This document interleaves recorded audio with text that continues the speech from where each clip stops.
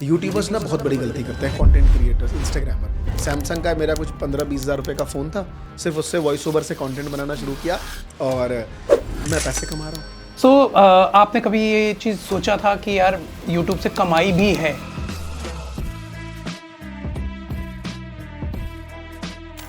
या ये सोच के आए थे कि यार कमाने के लिए ही यूट्यूब में जाना है? हम आए थे कुछ अलग करने। हमने देखा कि यार सेलिब्रिटी से सेल्फी ली जाती थी पहले, अचानक एक यूट्यूब वीडियो में देखा कि पार्क में एक बंदा मीटअप कर रहा है, लोग उससे सेल्फी ले रहे हैं, तो एक बड़ी अलग बात थी। तो हमें था कि बस पहला कोई सेल्फी हमसे ले ले। आज यूट्यूब एक ऐसा प्रोफेशन बन चुका है जहाँ पे लोग प्रॉपर प्लान्ड तरीके से कंटेंट क्रिएटर बन गए। मैं लोगों से ये कहता हूँ कि अगर आपके पास स्किल है, आपको कुछ नहीं करना है, आपके पास एक फ़ोन है, आप एक माइक लीजिए और आप वीडियो बनाइए इंस्टाग्राम पर, यूट्यूब। जब आप शुरू करते हैं तो आपके पास ना समय की कमी होती है कई लोगों के पास, कि मैं जॉब कर रहा हूँ, मैं कॉलेज में हूँ, मेरे पास 1-2 घंटा है, तो आप ना दूसरों की गलतियों से सीखते हैं जो हमने गलती करी थी। Watch your parents have every day for the rest of your life. सब काम बंद हो गया बहन, पूरी टीम को इससे एक्सपोज कर दिया, मेरी वजह से पूरा काम बंद हो गया, है ना। तो इस वजह से मैंने वीमे क्रिएटर्स बनाया, जहाँ पे मैं सिस्टमैटिक तरीके से लोगों को सिखाता हूँ कि करना क्या है। यार अपने देश के प्रधानमंत्री कई बार अवार्ड वगैरह दे चुके कई लोगों को,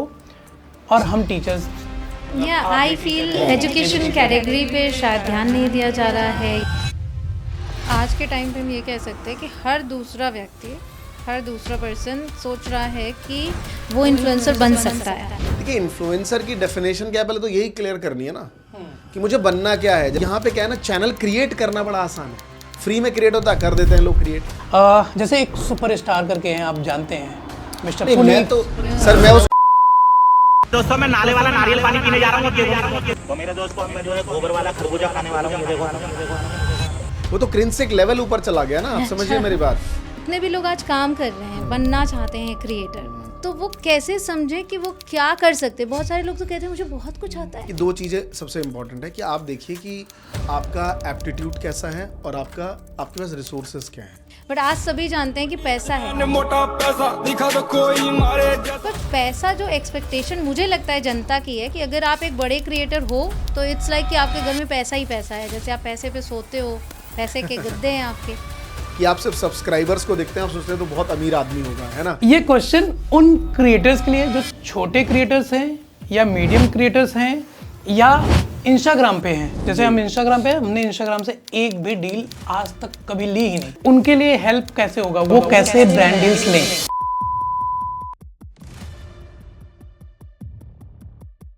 सो नमस्कार गाइज, मेरा नाम है रुपेश केसरी और स्वागत करता हूं आपका अपने channel TKS the Kesari show, जिसमें आज मैं अकेला नहीं हूं बल्कि मेरी धर्मपत्नी कंचन केसरी आपकी चहेती टीचर भी है। और आज का जो टॉपिक है बहुत ही हॉट टॉपिक है, क्रिएटर इकोनॉमी से रिलेटेड है। अब आप कहोगे ये क्या होता है, ये भी पता चलेगा। लेकिन आज जो मैं जहां पे हूं, जो पॉडकास्ट होने वाला है, उस पॉडकास्ट से पहले मेरे खुद के गूज बम्स आ रहे हैं। क्यों? क्योंकि आज जिनके साथ हम पॉडकास्ट करने जा रहे हैं वो सिर्फ एक क्रिएटर नहीं है बल्कि क्रिएटर्स की फैक्ट्री गाड़ रखी है। अब आप सोचोगे ये फैक्ट्री क्या है भाई, अभी आपको यही तो पता चलेगा कि यहाँ क्रिएटर्स बनाए जाते हैं। सो आज की जो पूरी पॉडकास्ट की चर्चा होगी ना, इसी पे होगा कि आप यूट्यूबर कैसे बनेंगे, आप यूट्यूबर बनेंगे तो क्या फायदे और क्या नुकसान है, आप इंस्टाग्रामर्स कैसे बनेंगे, इंस्टाग्राम के क्या बेनिफिट्स हैं, क्या लॉस है, या आपके चाहे फेसबुक हो, यूट्यूब हो, इंस्टाग्राम हो, हर एक सोशल मीडिया से रिलेटेड चीजों पे हम बात करने वाले हैं। चाहे वो अर्निंग से रिलेटेड हो, पेन पॉइंट हो, लर्निंग से रिलेटेड हो, सब कुछ। So are you ready? Comment box में जय श्री राम जरूर लिखना। Let's begin. So please welcome Mahatma ji technical Amresh भाई। मैं अमरेश भाई आपको इसलिए बोल रहा हूं क्योंकि आज आपके साथ बैठ के वो भाई वाला फील कर रहा हूं, क्योंकि आप क्रिएटर्स को बनाते हो। जितने भी क्रिएटर्स हैं, मुझे लगता है हर किसी ने आपको कभी ना कभी देखा ही है और कभी ना कभी आपसे सीखा ही है। मैं सबसे पहले तो थैंक यू कहना चाहूंगा आप दोनों का, कंचन केसरी जो इंग्लिश कनेक्शन, मतलब आज पूरे ऑल ओवर इंडिया में इतना पॉपुलर, नॉट इंडिया, इंडिया के बाहर आपकी बिटिया इतनी पॉपुलर है, तो मुझे सुन के ही प्राउड महसूस होता है। और आज से 4 साल पहले जब मैं आपसे पहले मिला था, हमारे क्रिएटर एक सबमिट था इवेंट का, 5000 तो सच में मैं आपकी एनर्जी, मतलब मैं देख के बहुत हैरान था। और मैं आप सबको बता दूं शुरू होने से पहले कि आज मुझे अपने आप पे प्राउड महसूस होगा। आप पूछेंगे क्यों? पहला प्राउड तो इसलिए क्योंकि इतना बड़ा चैनल है, 16 मिलियन सब्सक्राइबर बेस आप लोगों का, और आज मैं आपके सामने कुछ अपनी वैल्यूबल शेयर कर पाऊंगा। और दूसरा, इनके सामने कोई बोल नहीं पाता है और आज मैं बोल रहा हूं, तो ये भी एक प्राउड की बात है मेरे लिए। ग्रेट जी सर, उसका एग्जाम्पल जस्ट इन्होंने दिया है ना, बीच में कोई कुछ नहीं बोल सकता। ग्रेट। सो बात करेंगे सर, सबसे पहला क्वेश्चन मेरा यही है, वी मेक क्रिएटर ये क्या है? जी, सो आज से करीबन 7 साल पहले मैंने अपना एक यूट्यूब चैनल शुरू किया था, वी मेक क्रिएटर्स। लेकिन जर्नी शुरू हुई थी मेरी करीबन 9.5 साल पहले, 2016 में 22 अक्टूबर को मैंने महात्मा जी टेक्निकल एक ऐसे ही लोगों को देख के इन्फ्लुएंस होकर चैनल शुरू करा। लेकिन मैंने चैनल शुरू किया तो मैं ट्यूशन भी पढ़ा रहा था, तो मैंने चैनल शुरू किया तो एज अ टीचर जब मैं यूट्यूब पे आया तो मेरा भी मन था कि मैं अकाउंट्स पढ़ाता हूँ और मैं भी यहाँ के 11th-12th के बच्चों का अकाउंट्स पढ़ाऊँ। कुछ करीबन 3-4 महीने घुमा, इधर उधर फिरा, लेकिन मेरा चैनल चल नहीं रहा था। और इनिशियल लेवल पे जब भी कोई किसी भी कंटेंट सेगमेंट में आता है ना, चाहे वो इंग्लिश पढ़ाने आए, कुकिंग की वीडियोस बनाने आए, योगा सिखाने आए, उसका एक सिंगल मोटिव होता है कि मेरे चैनल पे व्यूज आ जाए, है ना। मतलब मुझे एक भी लीड ना आए, एक भी कस्टमर ना आए, अगर 1 मिलियन व्यूज आए जिंदगी में, इससे बड़ी खुशी नहीं होती। मैं ये चाहिए, हम व्यूज के चक्कर में थे, इसीलिए मैंने वो प्रोफेशन छोड़ दिया। ये मेरी सबसे बड़ी मिस्टेक थी, मैं अगर आज रियलाइज करता हूँ। मैंने छोड़ के फिर नई नई चीजें ट्राई करने लग गया। लेकिन अच्छी बात ये थी कि मैं एजुकेशन में मैंने करियर काउंसलिंग शुरू करी कि what to do after 10th 11th के बाद क्या करना है, क्योंकि मेरा फुटे यही था। आज से 10 साल पहले लोग टीचरों से ही तो पूछते थे कि सर 10th हो गई, अब कौन सा स्ट्रीम ले, 11th के बाद क्या करें, ग्रेजुएशन में क्या करें। तो ये वाला सेगमेंट था, तो बहुत बड़ी जर्नी रही है। लेकिन महात्मा जी करीबन 1.5-2 साल काम करने के बाद पहली बार एक यूट्यूब के इवेंट में गया, तो मैं बड़ा चौड़े में गया सर। मैं आपको फैक्चुअली बताऊंगा, क्योंकि लोग ना बड़ा सुनेंगे तो उनको साथ मोटिवेशन मिले। 4.5 लाख सब्सक्राइबर, एकदम हीरो बन के गया। यूट्यूब ने पहली बार बुलाया था, लकीली इन्विटेशन मेरा एक्सेप्ट भी हो गया था। तो मैं गया, मैंने कहा 4.5 लाख है भाई, लोग हाय हेलो करेंगे, कोई नहीं पहचान रहा था। अच्छा, मैं बोला यार ऐसा क्यों? तब जाके रियलाइज हुआ कि मेरा वॉइस ओवर चैनल है। बट कोई बात नहीं, मेरा चैनल चल रहा था, पैसे मुझे थोड़े बहुत आना शुरू हो गए थे, है ना। लेकिन मेरा, हर इंसान की एक लालसा रहती है ना, यहाँ तक हो गया, अब ये भी होना चाहिए, तो चेहरा पहचाने। बट यूट्यूब ने मुझे बड़ा प्रमोट किया। यूट्यूब ने सबके सामने, जब उनको पता चला कि एक महात्मा जी टेक्निकल चैनल है, इस तरह का कंटेंट बनाते हैं, फेसलेस कंटेंट बनाते हैं, उन्होंने मुझे ट्विटर पे फॉलो किया। उसी टाइम इंस्टाग्राम पे यूट्यूब इंडिया ने फॉलो किया, और सबको वहाँ पे जितने भी 150-200 क्रिएटर्स आए थे, सबको बोला कि देखो बिना फेस दिखाए कितना बढ़िया चैनल महात्मा जी ने बनाया है। तो बड़ा एक प्राउड महसूस हुआ। तो वहाँ सीखने को मिला इन सारी चीज़ें। बट वहाँ आने के बाद मैंने रियलाइज़ किया कि मैंने शुरू कैसे करा। सैमसंग का मेरा कुछ 15-20 हज़ार रुपये का फ़ोन था, सिर्फ उससे वॉइस ओवर से कंटेंट बनाना शुरू किया और मैं पैसे कमा रहा हूँ। तो मैंने सोचा आज भारत में हर एक के पास ये फोन है और एक बोया का माइक बड़ा पॉपुलर था। आजकल तो बहुत सारे माइक आ गए हैं। हाँ, बोया का जो वायर्ड माइक होता था, अपना बैटरी उसमें लगी, बड़ा लंबा चलता था, बढ़िया वाला M1 करके कुछ माइक था, बहुत लंबा वायर भी होता था। हाँ, बहुत बढ़िया, आपने लगा के दूर तक ले जाइए, उतनी ही रिक्वायरमेंट थी। तो हमने वो 700-800 रुपये का माइक लिया और बनाना शुरू। तो मैंने कहा जब मैं कर सकता हूँ तो बाकी लोग क्यों नहीं कर सकते। तो 2018 में हमने रायपुर में टेक्निकल गुरुजी के साथ इवेंट करा 3000 लोगों का। अच्छा। वहाँ पे लोगों को सिखाया। फिर मैंने MP में, भोपाल में जाके इवेंट्स करा फ्री में। मैंने बहुत सारे अलग अलग स्टेट्स में वर्कशॉप करे, लोगों को बताया कि आपके पास फ़ोन है, आप एक माइक खरीद के अपनी स्किल्स को मोनेटाइज कर सकते हैं।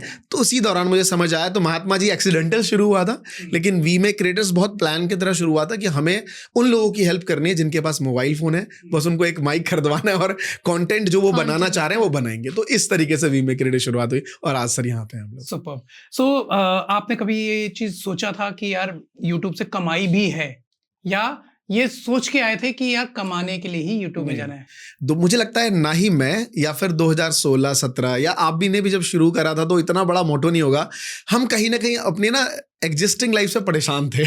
दिन भर सुबह उठना, वही ट्यूशन पढ़ाना, वही आ जाना, कुछ अलग चाहते थे, है ना। हमें पैसा बिल्कुल नहीं चाहिए था यूट्यूब पे वीडियो बनाते वक्त। अब मिलने लग गया तो वही है ना कि अच्छा लगने लग गया। लेकिन हम आए थे कुछ अलग करने। हमने देखा कि यार सेलिब्रिटी से सेल्फी ली जाती थी पहले, अचानक एक यूट्यूब वीडियो में देखा कि पार्क में एक बंदा मीटअप कर रहा है, लोग उससे सेल्फी ले रहे हैं। तो एक बड़ी अलग बात थी। तो हमें था कि बस पहला कोई सेल्फी हमसे ले ले, जो कि हुआ जीवन में पहली बार, तो बड़ा अच्छा लगा।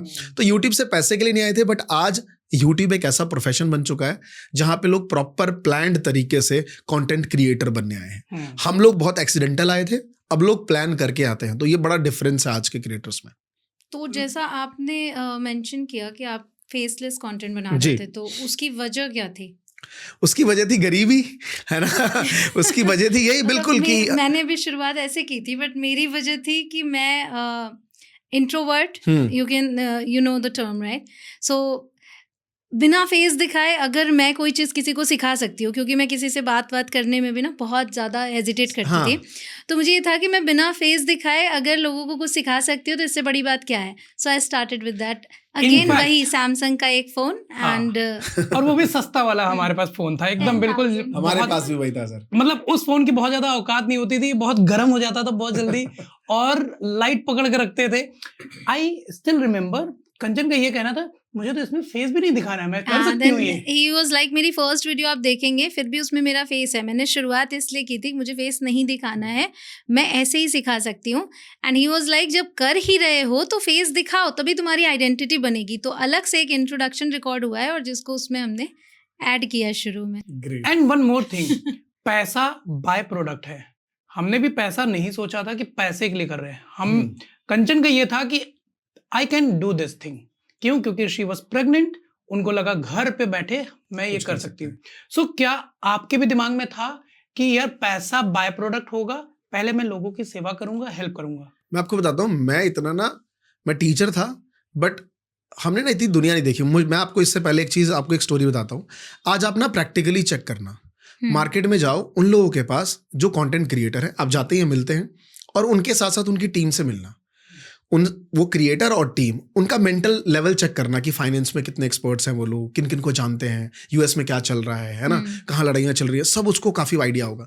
और एक उन बिजनेसमैन से मिलिए जो इक्विवेलेंट पैसा कमा रहा है, वो भी 5-10 लाख रुपए महीना कमा रहा है, उसकी टीम से मिलिए। आपको लगेगा यार ये लोग इतना ब्रॉड माइंडेड नहीं है यार, इनको दुनिया के बारे में नहीं पता है। अब वो क्रिएटर वाला बंदा, उसकी टीम कितनी नॉलेजफुल है। तो मुझे लगता है यूट्यूब पे आने से, इंस्टाग्राम पे वीडियो बनाने से, ना ही सिर्फ आप उस चीज में परफेक्ट होते हैं, आप बहुत सारी चीजों के ज्ञाता बने रहते हैं। शायद वो चीज आपको पैसा बना के हर बार ना दे, लेकिन मुझे लगता है कि आप एक ब्रॉड माइंडेड में जाते हैं। तो आपका जो सवाल था मेरे लिए, उसका आंसर ये है कि उस समय मेरा दिमाग इतना तेज नहीं था। मैं बस जीवन में ये सोच रहा था कि कुछ अलग किया जाए, थोड़ा वीडियो वगैरह देख लेंगे। और एक चीज़ हमेशा समझ आती थी कि जब आपने एक टॉपिक बोला है तो मुझे याद आ रहा है कि मेरे बेटे को एक बीमारी थी, नेफ्रोटिक सिंड्रोम करके, जिसमें यूरिन से ना प्रोटीन निकलता है। तो उस टाइम मैं क्रिएटर नहीं था, तो हमेशा डॉक्टर के पास जाना, एक फीस होती थी डॉक्टर की जो 1000 रुपीज़ की थी, वो मेरे लिए उस टाइम बहुत हैवी होता था। मैं टीचर था तो मैं डेली के कुछ 1500 रुपये कमा पाता था होम ट्यूशन में। I can understand. तो मैं हमेशा अपनी वाइफ से बोलता था कि ये तुम चले जाओ, क्योंकि मैं 1 घंटे की क्लास ले लूंगा तो 300-400 रुपए मेरे बन जाएंगे। तो वो अकेले जाती थी। तो वहां पे मुझे हिट होता था कि काश मैं कोई ऐसा काम करूं जिसमें काम चलता रहे और मुझे पैसे आते रहे।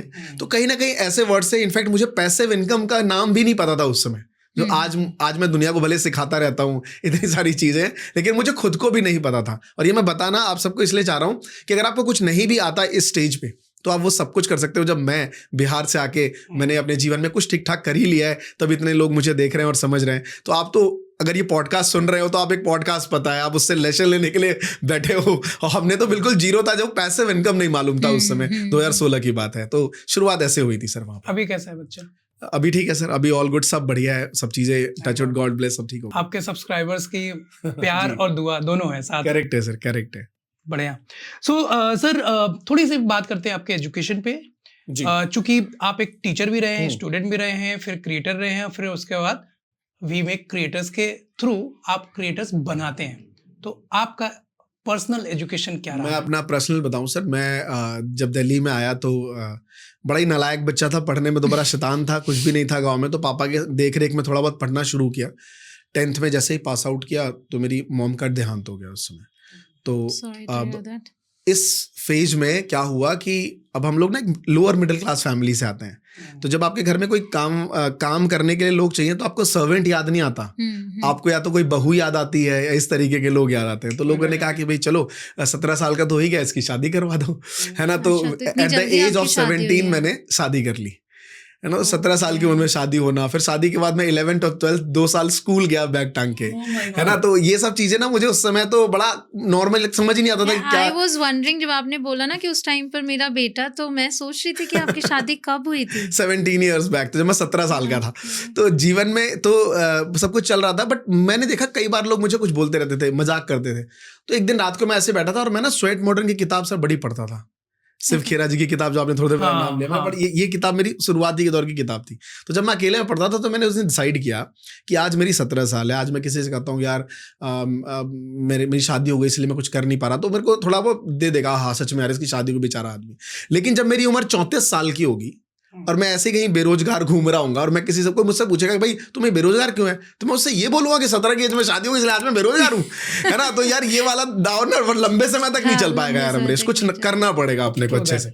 तो मैंने फिर थोड़ा काम वाम करना शुरू करा, 11th 12th कंप्लीट करी। 12th कंप्लीट करने के बाद मैं थोड़ा आउटस्पोकन था, जैसा आपने बताया आप इंट्रोवर्ट थे, तो मैं थोड़ा बोलने में था। तो मेरे को लगा बस 12वीं पास करवा दे भगवान, है ना, पूरे भारत के बच्चों को पढ़वा दूंगा अकाउंट्स एंड इकोनॉमिक्स। और टचवुड में पास भी हो गया, है ना। और मेरे पास कुछ मैथ्स वैथ्स थी, तो थोड़ा मैं स्टूडेंट, थोड़ा तेज बच्चा टाइप था। बिहार के बच्चे वैसे भी मैथ्स में अव्वल होते हैं। तो थोड़ा तेज टाइप स्टूडेंट था। That's what I've heard। ये हमेशा बोलते हैं कि बिहार से जितने भी बच्चे हैं वो मैथ्स में बहुत अच्छे होते हैं। तो इसके पीछे रीजन भी, अगर आप इसने टॉपिक छेड़ दिया तो मैं बताता हूँ। बिहार से आप पूछना, जितना हम लोग बिहारी ही हैं, तो बिहार में पूछना कि वो 5 सब्जेक्ट में सबसे ज्यादा पढ़ते ही क्या है?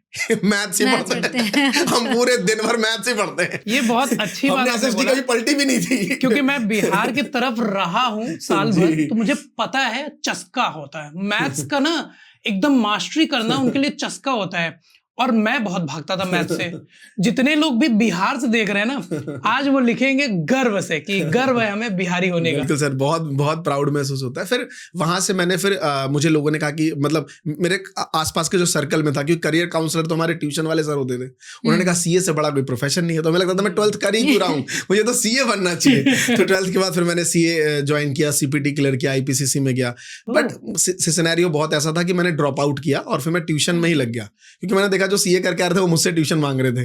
मैं ट्यूशन में ठीक ठाक करने लग गया था, महीने के 60-70 हजार रुपए अर्न करने लग गया था उस समय। मतलब सीए इंटर की पढ़ाई हाँ, छोड़ दी। हाँ करके छोड़ दी। करेक्ट। आज ना उसको आई थिंक एलिमेंट्री या कुछ एंट्रेंस बोलते होंगे, पहले सीपीटी था हमारे टाइम पे, तो हमने वो क्लियर कर लिया था। तो उसके बाद फिर मैंने ट्यूशन खूब पढ़ाया, 10-10 घंटे डेली अकाउंट्स पढ़ाता था। मतलब घर का पूजा छोड़ के पढ़ाना मुझे मतलब नया नया जोश था, बड़ा अच्छा लगने लग गया। जब 7-8 साल जब वहाँ पढ़ा दिया तो मोनोटोनस फिर यूट्यूब हमने शुरू करा। तो मेरी एजुकेशन वैसी रही। लेकिन मैं आपको बता दूं कि मैंने दोबारा से, मुझे कुछ सर्टिफिकेट चाहिए तो मैं ग्रेजुएशन कर रहा हूँ फला एक यूनिवर्सिटी से, मैं फाइनल ईयर में हूँ सर। Oh my God, क्या बात है। और मैं बोलना इसलिए चाह रहा हूँ कि कई बार क्या होता है, डिग्री मैटर नहीं करती, ये बात मैं मानता हूँ। आज मैं जहां भी बैठा हूँ इसमें डिग्री का 0% रोल है मेरी लाइफ में। आज मुझे कोई पूछता भी नहीं कि आपकी डिग्री क्या है, कि मतलब आपने ऐसे ही पूछ दिया, बट ऐसे कोई पूछता है कि आपने क्या किया है, ऐसा कुछ नहीं है। कोई पूछता भी नहीं है जो हमने अचीव करा। बट कई टाइम पे ना ऐसा लग जाता है जहां पे एक्चुअली डिग्री चाहिए उसको अचीव करने के लिए, तो फिर आप अपनी कितनी भी स्किल लगा लेंगे वो जरूरत नहीं पड़ेगी। जैसे मुझे कुछ लाइसेंसिंग चाहिए फाइनेंस में, तो मुझे वो डिग्री देनी पड़ेगी। तो फिर मैंने 3 साल प्रॉपर उस यूनिवर्सिटी से कर रहा हूँ, मैं फाइनल ईयर में हूँ। और मेरा भी सर एग्जाम चल रहा है, सुबह मैंने एग्जाम दिया है ऑनलाइन। तो जब आप एग्जाम देने जाते होंगे जी नहीं ऑनलाइन है सर, स्टूडेंट का पॉडकास्ट। तो मैं सर ऑनलाइन एग्जाम दे रहा हूँ जी। अच्छा, ऑनलाइन है सब कुछ, चलो दैट्स ग्रेट। अदरवाइज जब आप जाते एग्जाम देने, और मैं आपको मजे की बात बता दूं, उस यूनिवर्सिटी के जो मैं आपको बिहाइंड द सीन आपको ना वैसे काट देना, अभी कर रहा हूँ सर मैं, ये काटूंगा तो कुछ नहीं तो ये डाल देना उसके एनर्जी का। उसके जो फाउंडर चांसलर है उनका मैसेज आया इंस्टाग्राम पे, अमरीश जी क्या हम कोलैबोरेट कर सकते हैं? 1 साल पहले वो देख नहीं पाया था, अभी देखा है। हाँ, अब सोचिए कि कंटेंट क्रिएशन में कितनी पावर है कि आप उस यूनिवर्सिटी, फेमस यूनिवर्सिटी के चांसलर आपको मैसेज कर रहे हैं, उसी से आप ग्रेजुएशन कर रहे हो कि डिग्री मिल जाए। तो ये कंटेंट क्रिएशन की पावर है। मतलब मैं आज जहां भी कंटेंट क्रिएशन इसी की वजह से हूँ। Amazing, that's the biggest achievement of your life.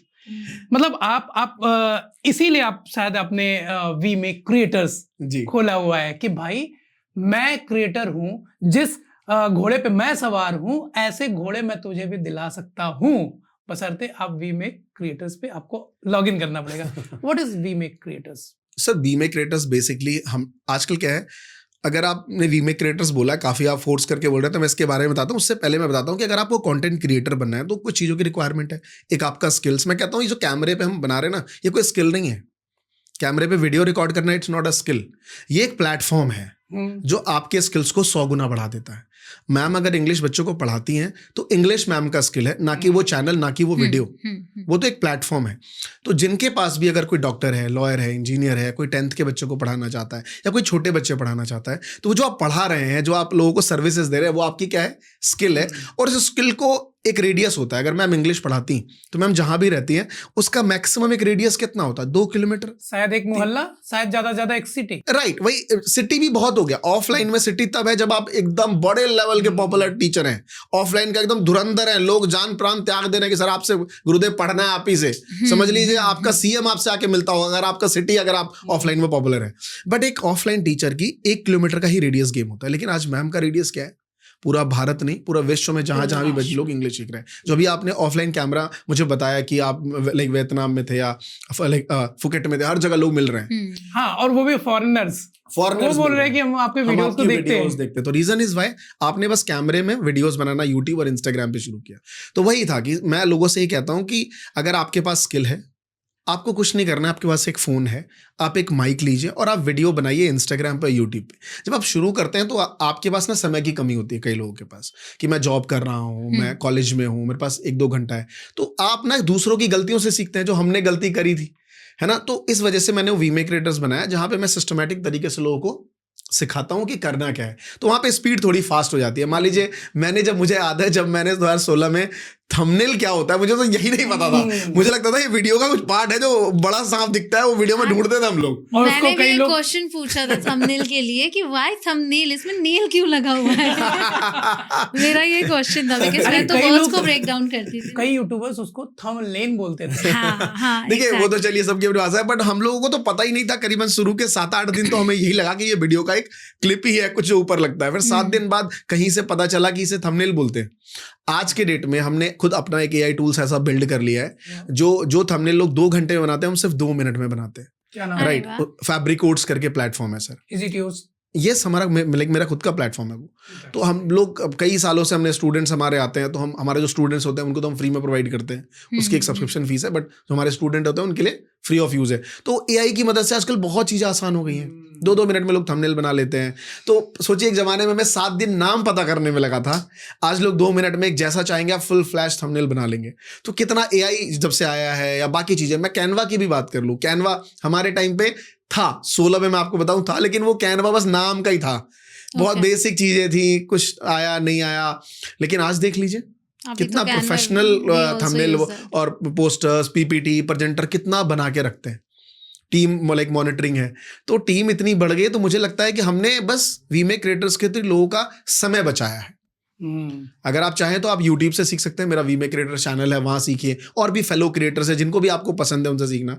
लेकिन हमने जो प्लेटफॉर्म बनाया वो समय कम करता है लोगों का, बस इतना ही। एक्चुअली मुझे ये लगा कि जिस तरीके से हमारा इंग्लिश कनेक्शन का ऐप है या वेबसाइट है, सो वी मेक क्रिएटर्स का भी कोई ऐप है क्या? करेक्ट, हमारा वी मेक क्रिएटर्स का एप्लीकेशन है, जहां पे सर कंप्लीट कोर्सेज होते हैं, कंटेंट क्रिएशन, डिजिटल मार्केटिंग, इन सब लाइक सारी चीजों से रिलेटेड। मैं जरूर उसको चेकआउट करना चाहूंगा। It's honour sir. सो आप थोड़ी सी ना बात करते हैं स्ट्रेटजी पे, क्योंकि आप यहाँ तक, और चूंकि इतना पेन पॉइंट भी रहा है आपके लाइफ में, it was not that easy.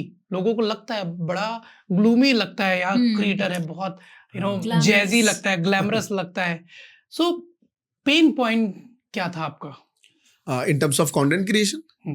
देखिए, अगर आप मुझसे पूछेंगे पेन पॉइंट, तो कंटेंट क्रिएशन में अगर आपका मन है, क्योंकि ना ये ग्लैमर की तो आपने कहा ना, ग्लैमर जैजी अपनी सारी चीजें वर्ड जोड़ दी, तो इंसान लेके ही चलता है सब चीजें। तो इतना ओवर एक्साइटेड रहता है इन चीजों में कि पैसा आए ना आए वो काम करता है।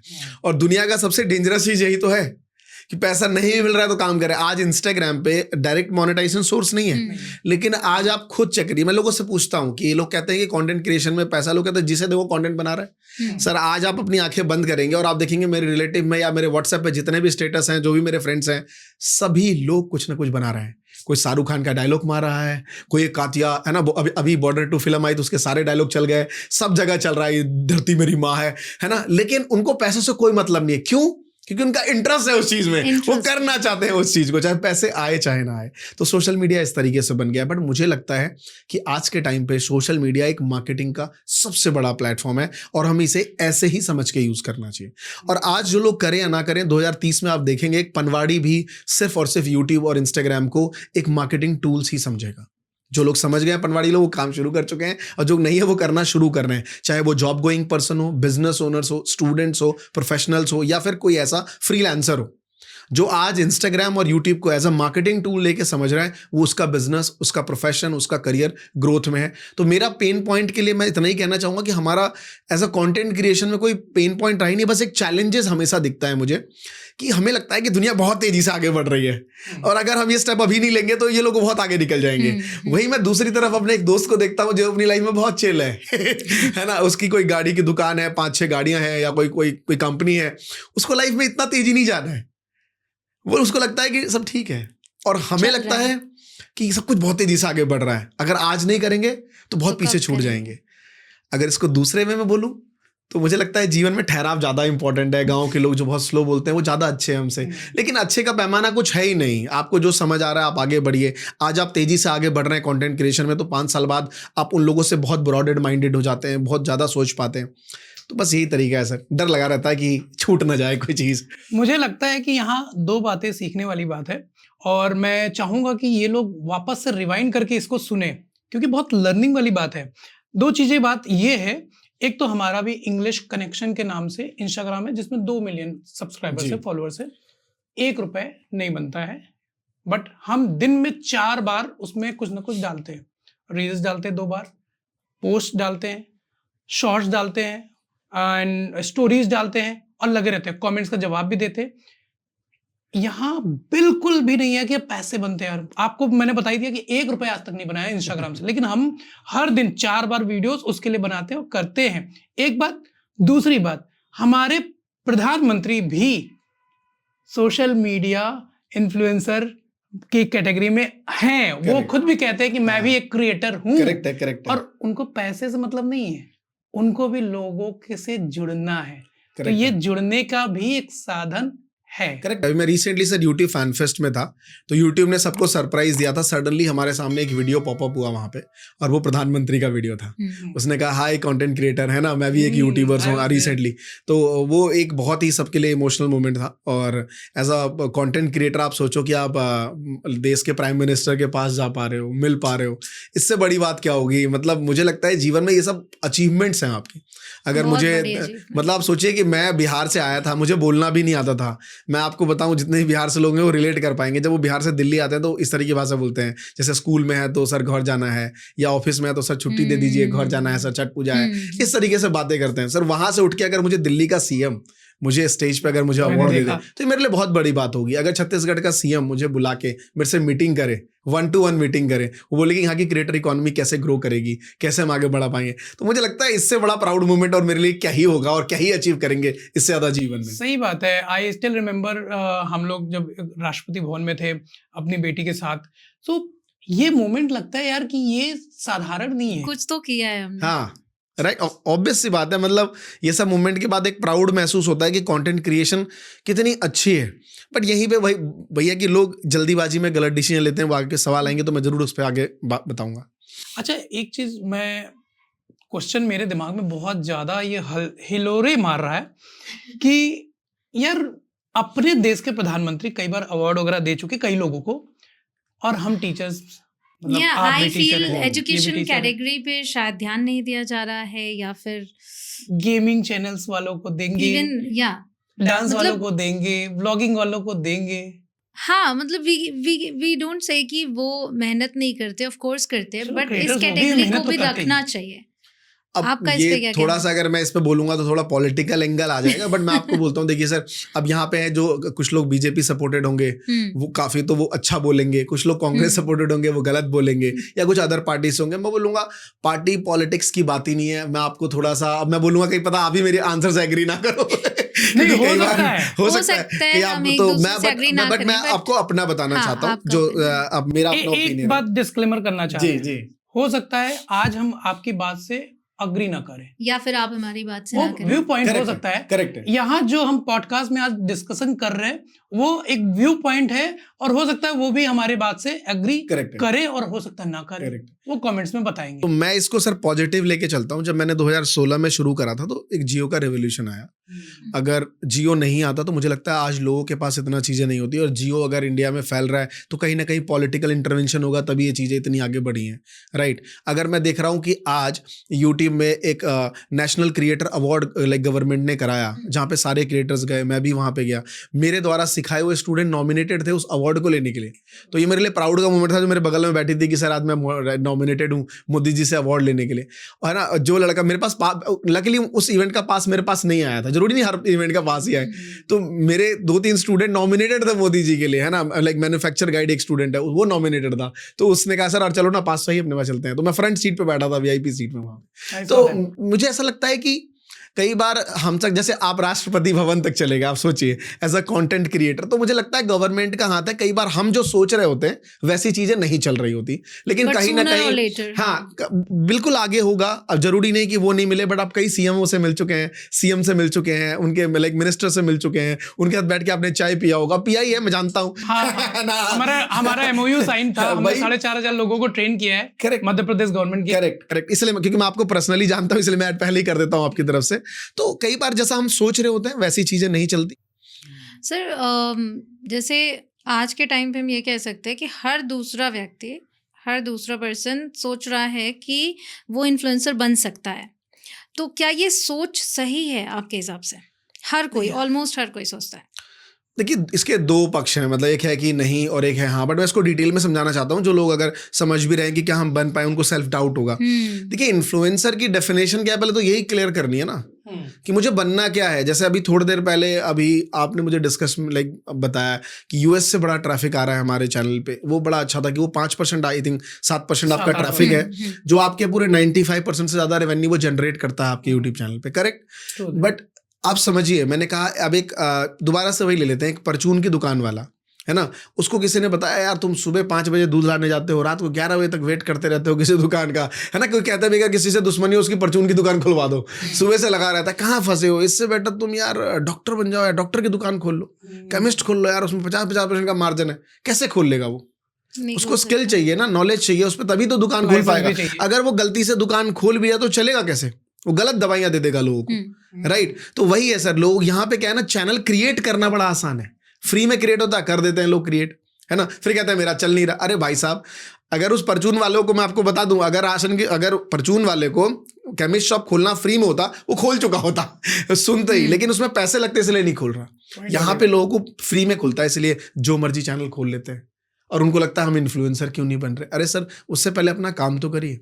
लोग हमेशा सोचते हैं कि मेरा चैनल क्यों नहीं चल रहा। मतलब ये जीवन के, जैसे आप हस्बैंड वाइफ हैं, है ना, आपके जीवन के 2 पहिए हैं। अगर आप मैम आगे भागना चाहेंगे तो गाड़ी नहीं चल पाएगी, सर को भी उस बराबर लेके आगे चलना है। वैसे ही एक यूट्यूबर और एक उसका चैनल, दोनों उस गाड़ी के पहिए हैं। लोग सोचते हैं कि ये वाला पहिया मेरा चैनल आगे चला जाए, मैं यहीं कहीं गवार बना रहा हूँ, कोई स्किल नहीं, कोई नॉलेज नहीं, कोई कंटेंट नहीं, कोई कैमरे में बात नहीं, कुछ चेंज नहीं करना, बस मेरा चैनल आगे चला जाए। कैसे चला जाएगा? फिर तो अब आजकल वो धूम वाला लगा नहीं है, क्रिस का गाना सुनेगा, वैसा बन जाएंगे बच्चे कि कुछ लोग कुछ दिनों के लिए सहानुभूति तो दे देंगे, लेकिन फिर क्या, आप वायरल हुए, खत्म। वो लेडी जो थी रानू मंडल, आप वैसे बन जाएंगे। एक दिन के लिए आप वायरल हुए, हिमेश रेशमिया गवा देगा, फिर आप कहाँ हैं? तो देयर इज अ सिंपल फंडा कि आपको अपने ऊपर काम करना पड़ेगा। कुछ ऐसे वायरल लोग थे जो वायरल हुए, लेकिन उसने वायरल से कम अपने ऊपर सेल्फ पे काम ज्यादा शुरू किया। मैं आपको एग्जांपल दे देता हूं, अगर आप जानते होंगे अंकित वैनपुरिया, 75 हार्ट चैलेंज शुरू किया, वो भी तो वायरल ही बॉय कह सकते हैं आप उसे। क्या किया उसने? कोई नहीं जानता था उसको, सडनली कोई चैलेंज शुरू किया, सडनली मार्केट में आ गया, हर कोई उसको जानने लग गया, वायरल हुआ। लेकिन उसने उस वायरलिटी को बड़ा ही अच्छे से यूज किया, अपने ऊपर काम करना शुरू किया, अपनी जिमिंग नहीं छोड़ी, वही अखाड़ा, वही करना, वही कंटेंट बनाना, लोगों को डालना, दिखाना। और सबसे बड़ा कोलैबोरेशन उसने देश के प्रधानमंत्री के साथ कर लिया, और आज भी वो घूम रहा है। आज पहले वो साइकिल से चलता था, आज वो डिफेंडर से चल रहा है। तो उसने ऊपर काम किया। There is a 2 type of people, आपको सीखना पड़ेगा। तो इन्फ्लुएंसर हर कोई बन सकता है, आपको अपने ऊपर काम करना पड़ेगा। सो दूसरों को इन्फ्लुएंस करने से पहले आप खुद इन्फ्लुएंस्ड हो, विच इज लाइक अपने ऊपर काम करना है कि जिस चीज के लिए मैं वायरल हुआ। एक तो ये भी बहुत बड़ी प्रॉब्लम है, फॉर इंस्टेंस कि हम करते कुछ और हैं, बट हमने एक दिन के लिए कुछ किया और वो वायरल हो गया, तो अब जनता को वही देना है हमें। करेक्ट है। मतलब आपकी सलाह कोई नहीं लेगा, सलाह किसी की नहीं लेता। हाँ। आप एग्जाम्पल बनिए तो लोग सुनते हैं। आज आपने यूट्यूब पे 16 मिलियन किए हैं सब्सक्राइबर्स। अगर आप किसी को बोलेंगे, लोग आपकी बात बड़े ध्यान से सुनेंगे, भले आप बहुत बेवकूफ बातें कहें उनसे, कर लोगे यार, वो भी कर लोगे ही बड़ा ध्यान से सुनेगा कि इतना बड़ा आदमी मुझे कर लोगे कह रहा है। अगर आज मेरे सब्सक्राइबर्स हैं, इतने हजारों स्टूडेंट मुझसे सीखे हैं लोग, तो लोग मेरी बातों को बड़ा ध्यान से सुनते हैं। कई बार मैं सोचता हूं ये इतनी बड़ी बात तो नहीं बोल रहा, इतना इसने बोल रहा है कि sir thank you so much, आपने इतना बड़ा बता दिया मेरे को, क्योंकि उसको क्या है, इम्पैक्ट है कि इसने किया है। तो आप जैसा आपने बोला अभी कि सलाह मत दीजिए, आप खुद एग्जाम्पल बनिए। फर्क तो पड़ता है, जैसे कि अगर हम बीमार पड़ जाते हैं तो हम डॉक्टर के पास जाते हैं, डॉक्टर जब बोल देता है कि भाई तुझे कुछ नहीं हुआ है तो हम मान लेते हैं कुछ नहीं हुआ है। एग्जैक्टली, अब डॉक्टर पड़ोसी बोल रहा है कि फालतू में परेशान है क्यों डॉक्टर, तो हम उसको बेवकूफ समझते हैं कि देख रहे हो पैसे बचा रहा है, खुद नहीं आता डॉक्टर के पास, हमें भी रोक रहा है, उसको और 10 गालियां आप दे देते हो घर में। तो ये रियलिटी है सर। तो मेरा एक क्वेश्चन ये है कि जैसे अभी ये तो हो गया कि हाँ हर कोई बनना चाह रहा है, और एक और चीज़ है, ज़्यादातर लोगों को ये लगता है कि जो ये यूट्यूब है या फिर अगर आप किसी भी सोशल मीडिया प्लेटफॉर्म का यूज़ करते हैं तो आप, ये पार्ट टाइम जॉब है, लाइक आपके पास थोड़ा सा टाइम होगा, आप कर लेते होगे, तो बाकी आप क्या करते हो? ये तो चलो आपका पार्ट टाइम है ना, आप करते क्या हो? इस सवाल का जवाब, क्योंकि ये हर किसी से पूछा जाता है। ये देखिए पहले भी पूछा जाता था, जब हम लोग ट्यूशन टीचर थे तो मेरे ससुराल वाले पूछते थे। मैं आपको ऑनेस्टली बताता हूँ, मुझे तो वो जगह भी याद है जहाँ मैंने फोन उठाया था उनका, है ना, मेरे चबूतरे पे। अच्छा, कि ट्यूशन पढ़ाते हो, क्या बाकी करते क्या हैं आप? करते हो? तो अमरीश जी, तो मैं मैं ट्यूशन पढ़ाता। अच्छा ट्यूशन, और क्या मतलब जैसे क्या करना है? तो मैंने कहा, मैं थोड़ा ईगो में आ गया, यंग लड़का था ना, मैं ट्यूशन ही पढ़ाएंगे। तो उसने दोबारा बात करना सोचा कि ये बड़ा बदतमीज आदमी है ना। कुछ दिन तक तो लोग मुझसे बात नहीं करते थे। वैसे ही कंटेंट क्रिएशन में लोग शुरू में बोलते थे, लेकिन आज लोगों को पता है कि जहाँ सौरभ जोशी जी वैगन से घूम रहा है, आज भारत के इंग्लिश पढ़ाने वाले, मैथ पढ़ाने वाले टीचर डिफेंडर से घूम रहे हैं, है ना, करोड़ों की बिल्डिंग है, प्रॉपर्टी है उनके पास, लोगों को समझ आ रहा है ये बहुत बड़ा करियर है। लेकिन फिर भी जब आपने बोला पार्ट टाइम वाली बात, तो देखिए पार्ट टाइम नाम की चीज ना दुनिया में कुछ होती नहीं है, मेरे नजर में है। कई बार ना फुल टाइम जॉब भी पार्ट टाइम होता है। पार्ट टाइम की डेफिनेशन देखिए, मैं और मानता हूँ यूट्यूब कभी पार्ट टाइम हो भी नहीं सकता, या फिर इंस्टाग्राम पे कंटेंट बनाना। क्या होता है, आज आपने एक वीडियो बनाना है, आज आप ऑफिस में हैं, दिन भर सोचते रहेंगे कि आज मैं ऐसा क्या बनाऊं कि मेरे चैनल पे वायरल हो जाए। तो अल्टीमेटली आप वीडियो भले 10 मिनट की बना रहे हैं, पूरा दिन भर आप सोचते क्या है, कंटेंट के बारे में। तो एक फुल टाइम जॉब है ये भी, सोचना करना, लेकिन वो सोचना आपका मजा आता है। जैसे 5 घंटे की आप फिल्म आराम से देख लेते हैं, पता नहीं चलता, लेकिन दो पेज आपसे पढ़वा ले तो आपको तीसरे बार नींद आ जाती है ना। तो समझने वाली बात यह है कि पार्ट टाइम नाम की कोई चीज नहीं होती। आपका इंटरेस्ट क्या है, आपकी हॉबी क्या है ना।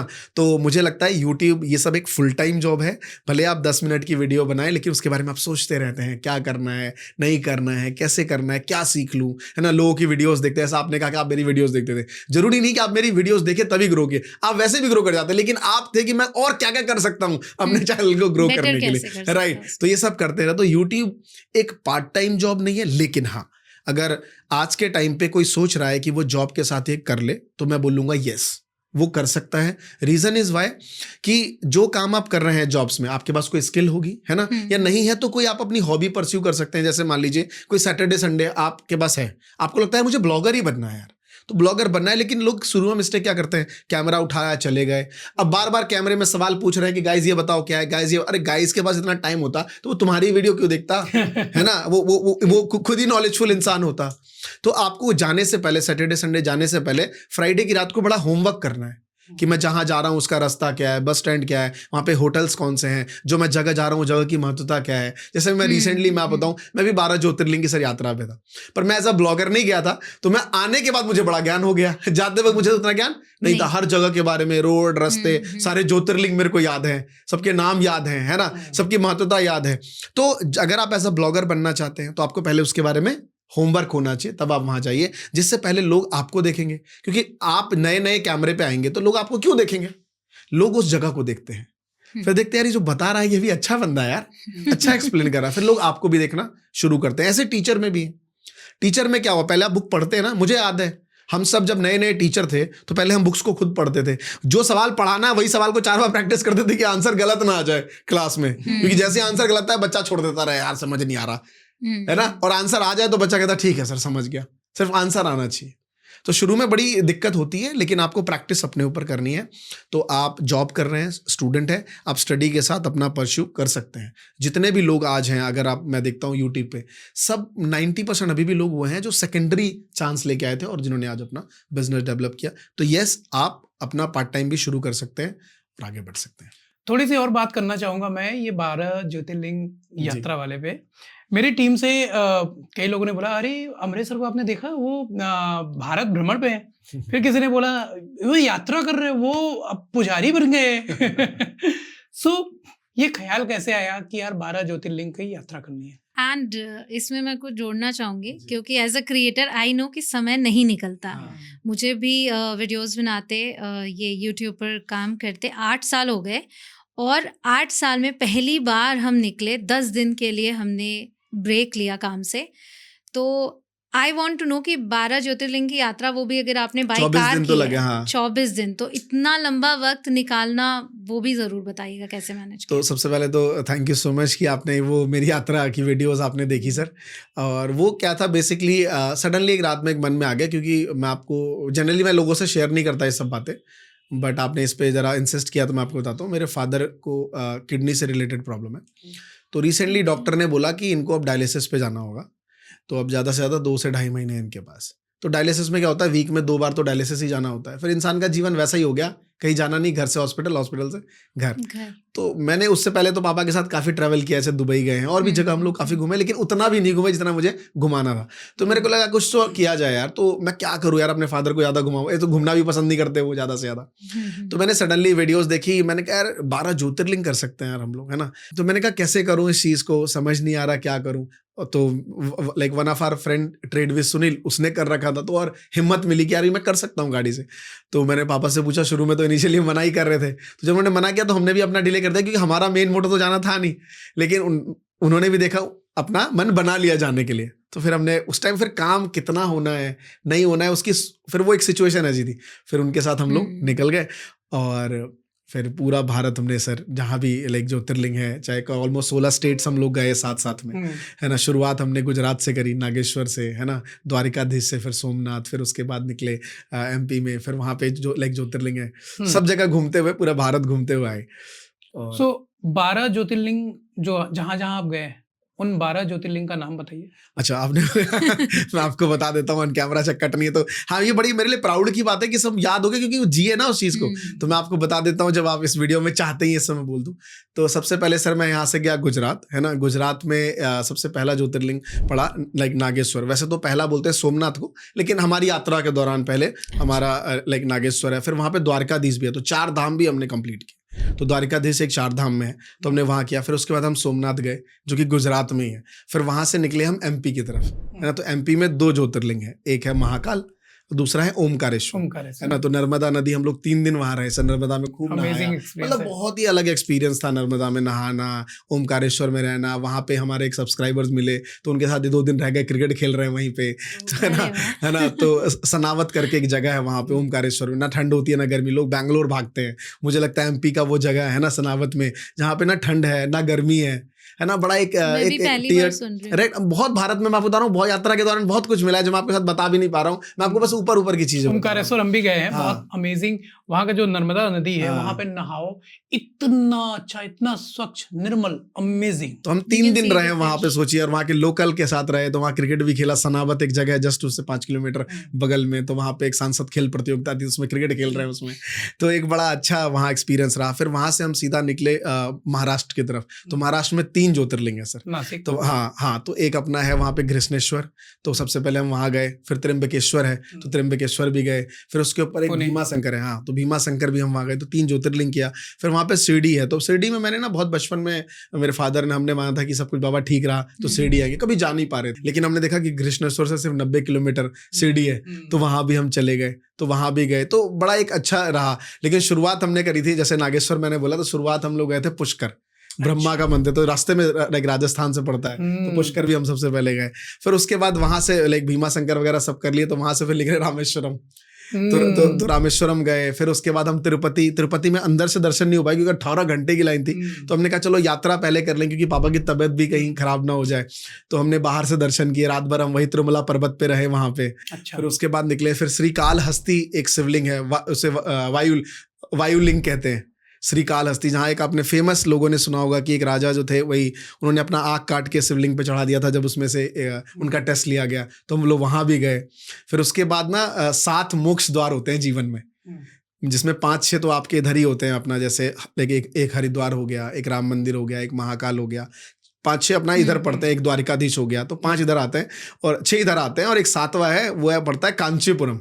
अच्छा, कांचीपुरम में कैलासानाथ एक टेम्पल है, तो आपके 7 मोक्ष द्वार में एक वो भी आता है, तो अगर आप वहां जाएंगे तब आपके 7 मोक्ष कंप्लीट होते हैं। तो हमने वहां भी चले गए लकीली, तो रास्ता चलता रहा, मतलब भगवान लेते गए, हम लोग जाते गए, फिर वहां गए, फिर वहां से हम लोग निकले, तो फिर उसके बाद फिर हम लोग मल्लिकार्जुन गए, तो फिर मल्लिकार्जुन वहां पे तो वो एक ज्योतिर्लिंग भी है और शक्तिपीठ भी आता है, 51 शक्तिपीठों में, तो वहां गए, फिर वहां से निकले तो हम आए फिर पुरी में, है ना, तो पुरी में जो कि 4 धाम में एक आता है, तो चार धाम में 4 जगह, एक तो द्वारिका, एक आपका रामेश्वरम, एक बद्रीनाथ और एक अपना ये पुरी, तो 4 है ये 4 धाम। तो फिर पुरी आए, पुरी में हम लोग वहाँ पे रहे और अच्छे से दर्शन हुए वहाँ पे। पुरी के बाद फिर हम लोग बैद्यनाथ गए जो कि झारखंड में है, तो हम लोग वहाँ भी गए बैद्यनाथ में, वहाँ भी बहुत अच्छे दर्शन हुए। एज अ कंटेंट क्रिएटर फायदा ये मिल जाता था, कोई ना कोई पहचान लेता था, तो लाइन से हमें बच जाते थे। कई बार वीआईपी दर्शन भी होते हैं मंदिर में, 500 की टिकट है आप ले लो, लेकिन वीआईपी में भी 6 घंटे की लाइन थी कई जगह, तो वहाँ पे कोई मैं पहचान गया तो हमें उसने बड़े आगे लेके चला गया। तो वैद्यनाथ से निकले, फिर मेरा एक बिहार में मेरा गांव है, तो दादी को मैं देखे बिना गाड़ी आगे बढ़ी नहीं, तो 2-3 दिन मैं अपने गांव में भी रुक गया 2 दिन।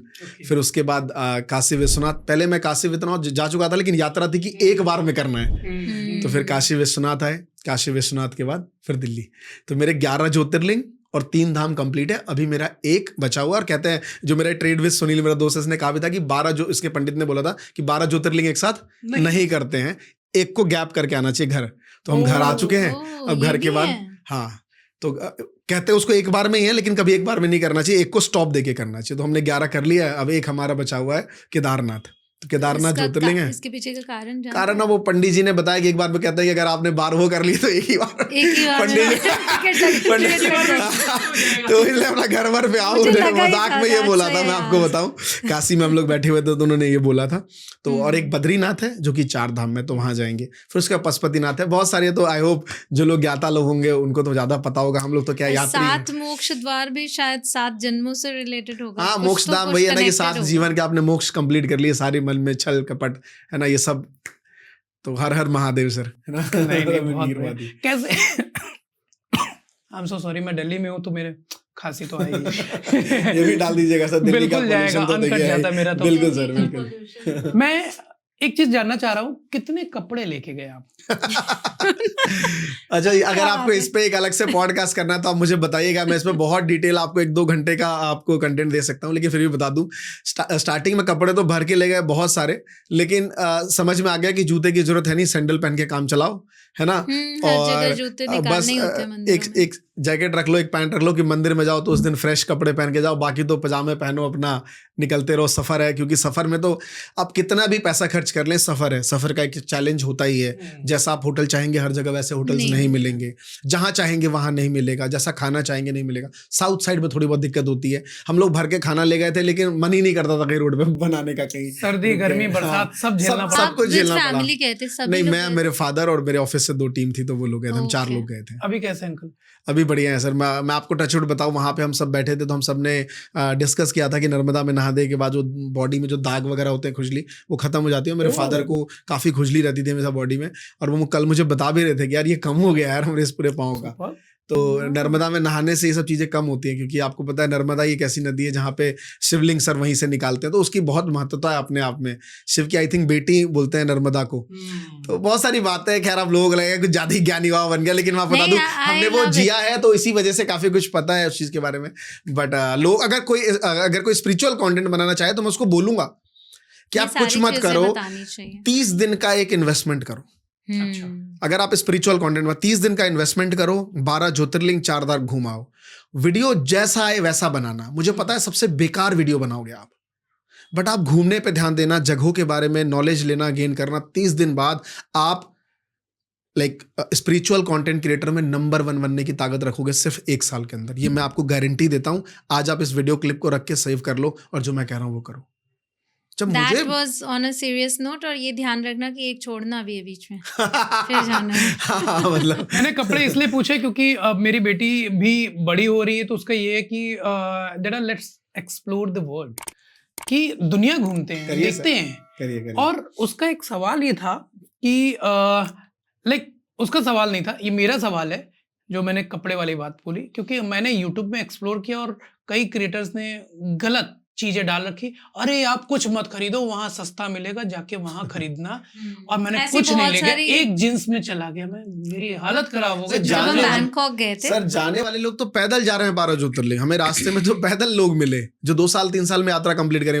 जाने वाले लोग तो सर कैसे भी चले जाएंगे। मेरा कहने का मतलब है कि आपकी सुविधा होनी चाहिए। अगर आप फैमिली के साथ जा रहे हैं, मान लीजिए अगर आपकी वाइफ है, तो आपको बड़ा ध्यान रखना पड़ेगा कि 5:30 बजे के बाद एक होटल ढूंढना है, क्योंकि कई बार सफर में 200 किलोमीटर आपको जंगल मिलेगा। Okay. टचवुड होगा, कुछ नहीं, सब कुछ बढ़िया, लेकिन एक डर तो रहता है ना गाड़ी के अंदर भी। तो मेरा कहने का मतलब है कि आप किसके साथ जा रहे हैं ये भी तो मैटर करता है ना। अगर आप 4 दोस्त हैं तो कोई दिक्कत नहीं है, रात भर गाड़ी चला दी है। किस लेकिन भाव अगर से जा आप- रहे हैं ये भी मैटर करता है। हर हर हर एक का अपना है ना, फैमिली है तो उसकी भी सिक्योरिटी देखनी है ना, क्योंकि रास्ते में तो लोग अलग मिलेंगे, है ना, सामान अलग है, जगह अलग है। But I really appreciate that because ज़्यादातर मतलब आपने जो चीज़ किया है वो बहुत बहुत यूनिक, बहुत अलग है। कि अगर डॉक्टर ने ये बोला कि 2-3 महीने में डायलिसिस शुरू होगा, तो आपने वो चीज़ सोचा कि ऐसा क्या कर सकते हैं जिससे उनको हाँ, फिर मेरे को लगा कि कम से कम वो कभी अपने घर में बहुत- बैठे होंगे, बहुत बड़ी डायलिसिस बात करा के है। आएंगे, कभी हाँ। बैठेंगे, कोई रिश्तेदार आएगा, बोलेगा अरे हम तो बड़ी दूर गए यार रामेश्वरम, बोलेगा अरे जा चुका हूँ। राम सेतु भी गया था, है ना, राम। उसके बाद ये निकले तो बहुत तिरुपति बड़ी चले बात गए, है। तिरुपति में तिरुमला में रात भर रहे, फिर उसके बाद निकले तो श्रीकालहस्ती गए, फिर तो फिर सामने वाला ना, फिर उनको ये गिल्ट महसूस नहीं होगा कि जीवन में अगर बेटे ने पैसा कमाया, सब कुछ किया, लेकिन अपन ये नहीं कर पाए यार पता है समय पे। आपने उसको वीडियो फॉर्म में करके मेमोरी भी बना दिया। मतलब आप आज पूछ रहे हैं, मुझे लगता है इससे पहले मैंने कभी आज तक किसी वीडियो में फादर और इनफैक्ट मेरे पूरे ज्योतिर्लिंग में मैंने साथ बात नहीं की होगी कि फादर को ले जा रहा हूँ और ऐसा मोटो है। बट आज आपने पूछा, आप बहुत सवाल पूछ रहे हैं उस ज्योतिर्लिंग से रिलेटेड, तो मैं आपको ये इनसाइट्स दे रहा हूँ कि क्यों गया था, उसके पीछे क्या रीजन है। अदरवाइज तो ठीक है। अच्छा, भगवान का क्रिएटर बुलावा जर्नी था। में वापस आते हैं। मैं बात कर रहा था कि जब आप कभी कहीं जाते हैं तो कभी ना कभी यूट्यूब एक्सप्लोर करते हैं और लोगों को सुनते हैं जो ट्रेवल ब्लॉग्स बनाते हैं या फिर गाइडेंस वाली वीडियोस बनाती हैं, और उसमें कई लोग ना गलत भी बोल जाते हैं, गलत इन्फॉर्मेशन दे जाते हैं, उसका बड़ा नुकसान हो जाता है। ऐसे क्रिएटर के बारे में आप क्या बोलना चाहेंगे? देखिए, गलत इन्फॉर्मेशन देना 2-3 तरीके से। एक तो कई बात उनको खुद ही पता नहीं होता और वो बोल बैठते हैं, फिर बाद में सोचते हैं कि चल मैं एडिट के टाइम पे देख लूंगा, और वो एडिट हुआ ही नहीं, वो चीज़ चली गई, तो ये इन्फॉर्मेशन है। तो मैं मानता हूं कि अदर फैक्टर रिमेन कांस्टेंट। जो लोग गलत भावना से ही वीडियो बना रहे हैं तो मैं उसको कुछ बोलना ही नहीं चाहूंगा, क्योंकि मैं उसको रोक ही नहीं पाऊंगा ना सर। उसके पास एक यंत्र है, मोबाइल फोन है, वो बनाएगा ही बनाएगा।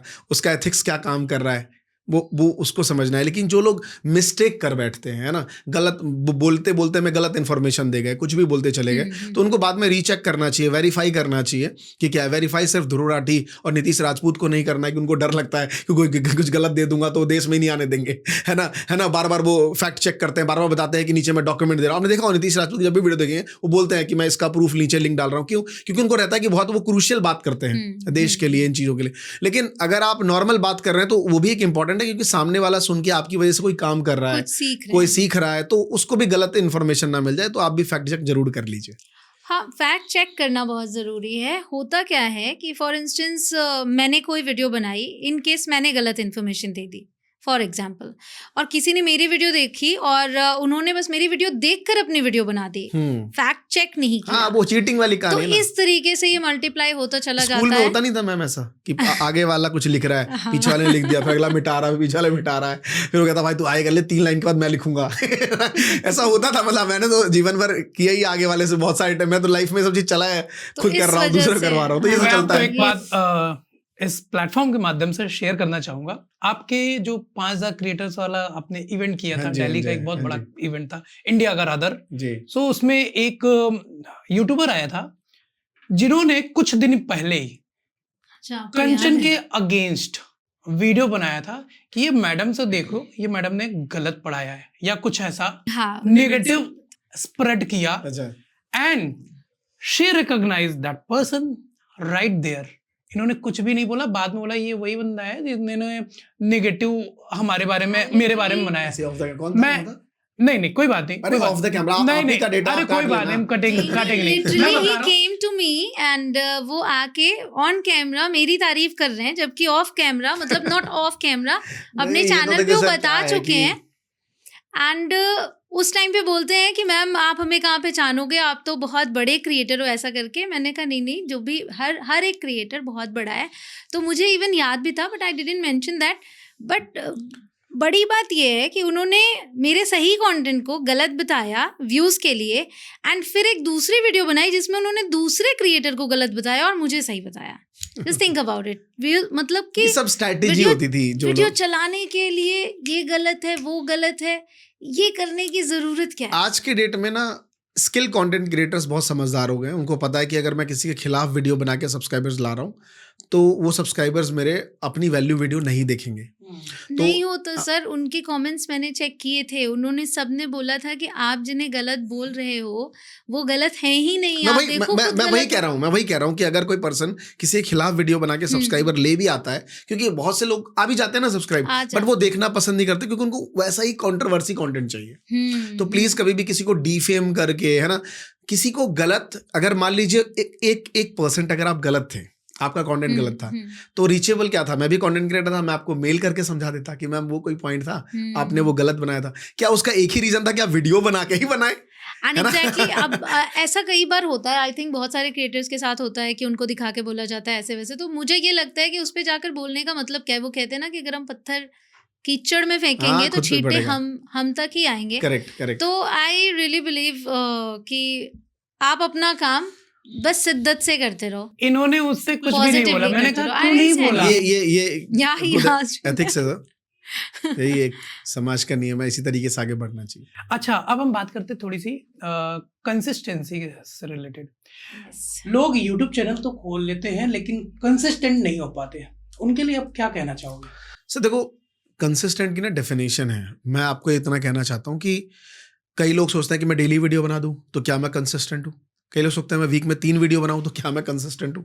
कई सोचते हैं मैं महीने में 2 तो बना रहा हूँ, मैं तो कंसिस्टेंट हूँ यार, मैं तो हर महीने 2 बना रहा हूँ, 3 बना रहा हूँ। तो आपको ये देखना होगा कि आपके निश में आपके कंटेंट क्रिएटर्स वीक की, मंथ की कितनी वीडियोस बनाते हैं, कंपेटिटर्स, राइट, है ना। तो जैसे फॉर एग्जांपल आप इंग्लिश का आपका कंटेंट है, आपका निश है, तो जितने भी कंटेंट क्रिएटर जो इंग्लिश वीडियो बना रहे हैं उनको एक पहले कंपैरेटर्स जो आपने बोला कि एक फैक्ट चेक करना पड़ेगा कि सामने वाला वीक में कितनी वीडियोस बनाता है। अगर इंग्लिश कनेक्शन यूट्यूब चैनल पे, आप एग्जैक्ट नंबर में एग्जांपल दे रहा हूँ, अगर वीक में वो 4 वीडियोस बनाते हैं, इंस्टाग्राम पे 4 रील पोस्ट करते हैं, तो आपका टारगेट होना चाहिए कि मुझे भी 4 वीडियोस और 4 रील पोस्ट करने हैं। हाँ, इनिशियली आप उसको अचीव नहीं कर पाएंगे, but in a longer run आपका ये मोटो होना चाहिए कि मुझे ये अचीव करना है। तो कंसिस्टेंसी की बड़ी बेसिक डेफिनेशन है, वो यही है। थोड़ी से बात हम डाटा पे भी कर लेते हैं जी। सो आप बताओ, डाटा पे आपने कुछ बात कर रखा है? 2025 में इंडिया में सबसे ज्यादा सिल्वर प्ले बटन्स आए हैं। करेक्ट। तो आपको क्या लगता है कि इंडिया आगे चल के इसी तरीके से इंडिया से सबसे ज्यादा क्रिएटर्स आते रहेंगे? मैम देखिए ना, एक तो हमारा जोग्राफिकल और पॉपुलेशन हमारी इतनी है, हम आज हम 150 करोड़ पे पहुंच गए हैं, करेक्ट, नंबर 1 पॉपुलेशन में है। दूसरी बात, एक्टिव यूजर देखिए, आज इंडिया में करीबन 600 मिलियन आई थिंक व्हाट्सएप के एक्टिव यूजर हैं, यूट्यूब के भी अप्रॉक्स इतनी है, ले दे के सब मिला के 600 से 800 मिलियन के अप्रॉक्स लोग सोशल मीडिया एक्टिव यूजर हैं। अच्छा। और ये डाटा हर साल 25% से ग्रो कर रहा है, CAGR हर साल 25% से ग्रो कर रहा है। आप सोचिए, तो सीधी सी बात है कि सिल्वर प्ले बटन तो इंडिया में आना ही चाहिए। तो नॉर्मल है, जब लाइक नॉर्मल यूजर्स इतने ज्यादा हैं, है ना, तो क्रिएटर्स भी तो इसी में से बनेंगे ना, क्योंकि अपॉर्चुनिटी वहीं दिखती है जहां पे लोग हैं, तभी तो लोग वीडियोस बना रहे हैं ना। आजकल UGC कंटेंट जो कहता है, लाइक यूजर जनरेटेड कंटेंट, इसको अगली कंटेंट भी आप कह सकते हो। आज आपने देखा होगा, चाहे चैट GPT हो, कैनवा हो, इन सब कोलैबोरेट करते हैं ऐसे चलते फिरते क्रिएटर्स। अरे तूने अपना वीडियो बना लिया, अरे मैंने भी बना लिया, क्योंकि लोगों को ये पसंद है। आज आप देखिए फेसबुक पे ऐसे ही एड्स दिखते हैं आपको, क्योंकि यूजर को पसंद ही यही है ना। गांव में देसी में गाली गलौज करना, देसी में मस्ती करना, देसी में एंटरटेनमेंट करना, देसी तरीके से पढ़ाना, है ना। आप इसे क्रिंज कह लें या फिर यही कंटेंट है आज के डेट में, आप क्या कह सकते हैं। अगर एक पूरी भीड़ अगर उस पर सपोर्ट में है तो शायद आप ही गलत होंगे ना। तो आप समझिए, मेरा सिंपल कहने का मतलब है कि आज का जो जनरेशन जिस तरीके से जा रहा है वो गेम है। रही बात दूसरी सिल्वर प्ले बटन, मैं आपको एक और डेटा और दे देता हूँ आपकी तरफ से। सबसे ज्यादा चैनल डिलीट 2025 में मीडिया में ही हुए है ना। तो आप ये भी डेटा आप चेक कर लीजिएगा, मैं आपको उसका लिंक दे दूंगा और वो लिखा भी रहता है उस पर कि कितने एग्जैक्ट नंबर नहीं पता, बट मैं आपको बताऊँ सबसे ज्यादा चैनल डिलीट भी इंडिया में। ये बात से एग्री करेंगे कि बहुत से लोगों का चैनल डिलीट हुआ होगा। डिलीट होने का रीजन, नोटेड। हाँ, डिलीट होने के सेवरल रीजंस हो सकते हैं। देखिए यूट्यूब ने एक लाइन खींच दी है कि भाई यहां से नीचे हो तो गलत हो।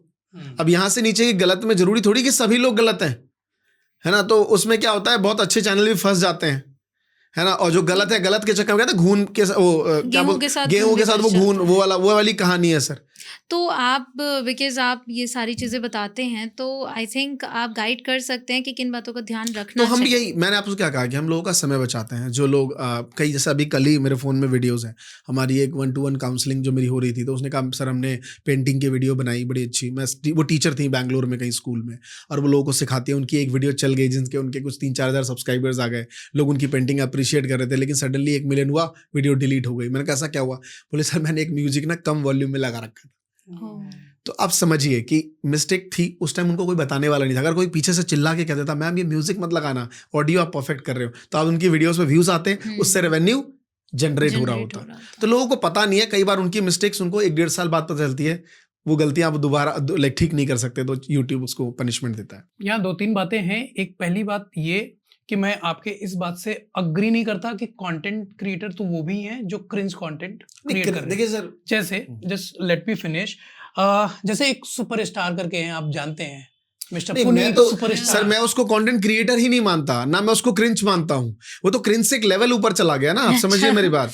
मैंने क्या कहा, अदर फैक्टर रिमेन कांस्टेंट। जब आपने कहा कि लोग गलत इन्फॉर्मेशन दे रहे हैं, मैंने कहा मैं उसकी बात ही नहीं कर रहा जो गलत इन्फॉर्मेशन दे रहा है, मैं उसकी बात कर रहा हूँ जो गलत तरीके से बता देता है। जब आपने क्रिंज बोला तो पुनीत सुपरस्टार, दीपक कलाल, ऐसी जो कैटेगरी है, मैं उसको क्रिंज भी नहीं मानता। क्रिंज बोलना उन लोगों के लिए गलत है जो गाँव में बैठ के भाभी की वीडियो और एटलीस्ट एक एंटरटेनमेंट वीडियोस बना रहे हैं, रेदर देन की ऐसे कुछ वेब चीजों में। ऑब्वियसली आप मैथिली को देखिए, मैथिली ठाकुर, राइट। हाँ, मैथिली ठाकुर वो गांव जैसी ही तो गाना गा के Correct आज है। इतने लोगों के दिलों में राज किया और एमपी भी बन गई। करेक्ट है, तो मैं वही कहना चाह रहा हूँ कि लेकिन ये कंटेंट क्रिएशन की वजह से एमएलए बनी है। हाँ, मतलब अब मेरा सवाल उन पे नहीं है, हम लोग क्या है, हम लोग अपना एक चीज में आते हैं सर, कि मैं वही कह रहा हूँ कि देखिए ना, क्रिंज की डेफिनेशन आजकल यूट्यूब, फेसबुक, कैनवा, है ना, ऐसे प्लेटफॉर्म ही ऐसे यूजीसी जनरेट है, क्योंकि लोग वही देख रहे हैं। एड्स भी आजकल यही चल रहे हैं। आजकल जितने बड़े बड़े प्लेटफॉर्म, जो गार्ड, चौकीदार, इनके कंपनी जो ऐसे लोगों को कहानियां किस्से सुनाते हैं, ये जो बड़े ऑडियो वाले प्लेटफॉर्म्स हैं, इनका आप एड्स देख लीजिए, बिल्कुल देसी स्टाइल कंटेंट है, क्योंकि लोग भी यही देख रहे हैं। सर आप नहीं देख रहे होंगे और बाकी लोग देख रहे हैं, रिलेटेबल। तो मैं, अगर आप क्रिंज बोलेंगे तो मैं बिल्कुल आपके अगर टर्म्स में बोलूँ क्रिंज कंटेंट, अगर आप उनको दीपक लाल और ऐसे कंटेंट क्रिएटर को बोल रहे हैं, तो सर मैं ऐसे लोगों को तो फिर मैं तो दूर ही रहता हूँ, क्योंकि वो समाज को क्या ही दिशा दे रहे हैं, कोई दिशा ही नहीं है सर। बट पता है, सिर्फ वायरल होने के लिए वीडियो बनाना कहीं से भी सही नहीं है, सही नहीं है। और आपको देखिए, इन्फ्लुएंस तो आदमी होता है। अभी एक बच्चा बड़ा ही वायरल हुआ जिसने ध्रुव राठी का हूबहू नकल करके बहुत फेमस हो गया। हाँ। इसी तरीके से बहुत से लोग, वो जो कीचड़ होता है उसमें जाके गोलगप्पे जैसे सुपर स्टार करता है ना, वैसे वो भी खाने की कोशिश कर रहा है कि भाई मैं भी वायरल हो जाऊं। हाँ, बहुत लोग कर रहे हैं। सो मैं ये कहना चाहूंगा, यूट्यूब ऐसे लोगों को ब्लॉक क्यों नहीं कर देता? मेरा ये क्वेश्चन बहुत पहले भी था। आज से 10 साल पहले, 12 साल पहले यूट्यूब पे लोग ब्लू फिल्म्स देखना पसंद करते थे। क्योंकि मैं मेल हूं तो मुझे पता है कि मेरे और बहुत से दोस्त लोग क्या सर्च करते थे। पहले देखिए, मैं भी कहना है सर कि एल्गोरिथम इतना स्ट्रांग नहीं था, तो पहले ऐसी गंदी वीडियोस लोग डाल देते थे। फिर यूट्यूब ने फिल्टर आउट करना शुरू करा, उन चीज़ों को हटाना शुरू किया, वो चीज़ें हटी। अब मैंने वही कहा ना कि जैसे यूज़र, आप आज के डेट में देखेंगे कि एक, अभी हमें एक पॉलिसी के बारे में पता चला, वो है ईटिंग डिसऑर्डर पॉलिसीज। जैसे अगर आप कोई फूड चैलेंज कर रहे हैं, आप कह रहे हैं कि 1 मिनट में 10 समोसे खाने हैं, तो ये इम्पॉसिबल है, और ये समाज को भी गलत दिशा जा रहा है। जो घर में ट्राई कर रहा है उसको बीमारी हो जाएगी, पेट खराब हो जाएगा, कुछ तकलीफ हो सकती है, तो यूट्यूब ऐसे कंटेंट को भी बैन करता है। तो अगर दीपक कलाल ने या समथिंग, जिनका भी आपने नाम लिया, पुनीत सुपरस्टार ने, अगर कोई ऐसे नाले का पानी पिया है, तो शायद वो उसकी वीडियो हटा दी गई होगी, है ना। लेकिन उसके बाकी आप कंटेंट जो देखेंगे ना, बना वो इसी रिलेटेड रहा है, लेकिन कुछ उसी में कुछ ऐसा बना देता है जो वो बॉर्डर लाइन से जस्ट ऊपर है, तो यूट्यूब फिर उसको रोक, क्योंकि वही है ना कि एग्जाम में अगर एक बार फटा पकड़ा पूरा पेपर तो नहीं छीन लेते, आप उसको बार बार वो बोलते हैं कि भैया अब नहीं करोगे चीटिंग, अब नहीं करोगे। कम से कम टीचर 7-8 बार वार्निंग देता है। Warning वो वार्निंग के चक्कर में उसने 10-20 साल निकाल लिए हैं। कभी उसका प्लेटफॉर्म डिलीट भी हो जाएगा तो वो नया बना लेगा। उसको पता है उसका करियर ही ऐसा चल रहा है, तो फिर दूसरा बनाएगा। यही यहाँ फिर वही बात आती है कि जब आपने कुछ ऐसा किया जिससे आप वायरल हो गए, तो आपकी मजबूरी भी हो गई ये करना। लोगों की डिमांड हो गई। हाँ जी, मैंने किसी का आई थिंक वो जो अजीब अजीब से कपड़े पहनती है ना, अच्छा, उर्फी जावेद। उर्फी जावेद, उनका मैंने इंटरव्यू कहीं पे सुना था, तो उन्होंने ये बात बोली कि मैं क्या करूं, मुझे लोग इसी तरीके से देखना चाहते हैं, तो मैं इसमें फंस चुकी हूँ। अगर मैं कुछ अच्छा करने की कोशिश करूंगी, कुछ अच्छा पहनने की कोशिश करूंगी, तो फिर मेरा करियर खत्म है। तो वो मजबूर हो गए। यही चीज उनके साथ भी हुआ होगा। नहीं, मैं आपको एक बात और बताना चाहूंगा। इनकी बड़ी इच्छा होती है कि मैं, चूंकि ये ना सच्ची सनातनी रही है और सैटरडे को, हाँ है, सो सैटरडे को ये कौन सा पाठ करते थे? सुंदरकांड पापा जी के साथ, पापा के साथ बचपन से करते आई हूँ। सो ये कहते हैं कि मुझे ना इन सब से रिलेटेड चीजों पे बोलना मतलब है। For me what I feel, आज भी बहुत लोग सुंदरकांड कर रहे हैं बट बिना अर्थ को जाने कर रहे हैं। इवन मैंने ऐसी भी मंडली में बैठी हूँ जिसमें काफ़ी उम्र दराज लोग हैं, बट वो सिर्फ पढ़ रहे हैं उसको। अगर हम एक शब्द का मतलब पूछ लें तो उन्हें मतलब नहीं पता। तो मुझे ऐसा लगता है कि हम भले ही 4 श्लोक को जाने, बट उसका मतलब हमें पता होना चाहिए कि हम जो बोल रहे हैं वो हम क्या बोल रहे हैं और क्या प्रे कर रहे हैं। तो इनका ये कहना है, लेकिन इंग्लिश कनेक्शन पे मुझसे कोई वो नहीं चाहेगा। हाँ, obviously। तो मैंने इनको बोला एक काम करो, let's make another channel. Correct है। अब मेरा क्वेश्चन इसी से रिलेटेड है। कई लोगों के कई चैनल्स हैं, आपके कितने चैनल्स हैं? मेरे साथ 2 ही चैनल सिर्फ, एक महात्मा जी टेक्निकल जो पहले से था और दूसरा वी मेक क्रिएटर्स। मुझे लगता है हर इंसान के जीवन में 24 घंटे ही है ना, मैं वो दे पाऊंगा। और अगर मुझे टीम ओरिएंटेड चैनल बनाना है जो कि मैं उस पर सक्सेसफुल शायद नहीं हो पा रहा हूँ, तो मैं सिर्फ 2 ही चैनल्स पे काम कर रहा हूँ। पर जैसे अगर हम बात करें स्किल की, अगर हमें आप भी हमेशा ये बोलते हैं कि अगर यूट्यूब पे या कहीं भी आपको अपने कंटेंट को देना है तो आप एक नीश को पकड़ के चलते हैं। अब उस नीश में कोई एक चीज़ आ गई, अब जैसे मेरा इंग्लिश और मेरा पूजा पाठ से रिलेटेड या फिर श्लोक या इन चीज़ों से रिलेटेड अगर है तो दोनों बिल्कुल अलग हैं। तो ऐसे बहुत सारे लोग हैं जिनके अंदर कई सारे स्किल्स हैं, कई सारी अलग अलग चीज़ें वो जानते हैं। तो क्या सबके लिए अलग अलग चैनल्स बनाना चाहिए? देखिए, सारा गेम क्या है, आप समझिए मेरी बात। एक तो आपका ना ब्रांड आइडेंटिटी है। मैं थोड़ा इसको डिटेल में समझाना चाहूँगा। आपने जब भी सुना होगा ना कि स्टार्स, लाइक जो ये जो बॉलीवुड स्टार होते हैं, अपने बच्चों को 10 साल 12 साल की एज में अपने बच्चों को कैमरे के सामने नहीं लाते, लोगों को नहीं दिखाते। Reason is why same sir क्या है, यूट्यूब भी है। आज के डेट में ना, अगर आपने अपने बच्चों को, जैसे आपकी बिटिया है, अगर ये इंग्लिश चैनल्स में बड़ा परफेक्ट हो गई, फेमस हो गई, अगर आगे चल के ये बच्चों को या फिर आगे चल के जब ये 18 की हो जाएंगी, 20 की हो जाएंगी और इनको मन में आएगा हम फाइनेंशियल प्लानिंग के बारे में बात करें, तो लोग एक्सेप्ट जल्दी नहीं करेंगे क्योंकि इनका चेहरा ऑलरेडी एक ब्रांड आइडेंटिटी ले चुका है, एक्सेप्ट कर चुके हैं। हाँ, तो यही सारा गेम है। तो अगर मैं लाइक अपनी भी बात करूँ तो महात्मा जी पे हमने लाइक अपने कंटेंट को बहुत रिफॉर्म्ड करा। हमने फाइनेंस रिलेटेड कंटेंट, मैंने खुद क्लासेस ली 2 साल पहले, खुद सीखा, खुद खूब बनाता हूँ वीडियो। पर अभी मैं कमेंट्स में देखता हूँ लोग एक्सेप्ट उतना कई लोग नहीं कर पाते, है ना। लेकिन मेरे काम में लोग मुझे समझते हैं कि हाँ अच्छा कर रहा है तो नंबर 1 है। तो वही है कि आपका चेहरा अगर एक बार, जैसे आपका इंग्लिश में हो गया, तो अगर आप सनातन से रिलेटेड, धर्म से रिलेटेड, जब या तो फिर आप डिटेल में डेप्थ में पढ़ें, बात करें। क्योंकि हुआ गया, अभी आप इंग्लिश का कंटेंट देने में 20% मेहनत करते होंगे, आपको 80% आउटपुट मिलता होगा। आप मेहनत बहुत कम करेंगे, अभी आपको ज्यादा मिलेगा क्योंकि आपने इतने टाइम से लेगेसी बिल्ड कर दी है। वहां आपको 80% काम करना पड़ेगा, 20% और 80% का आपका समय नहीं है।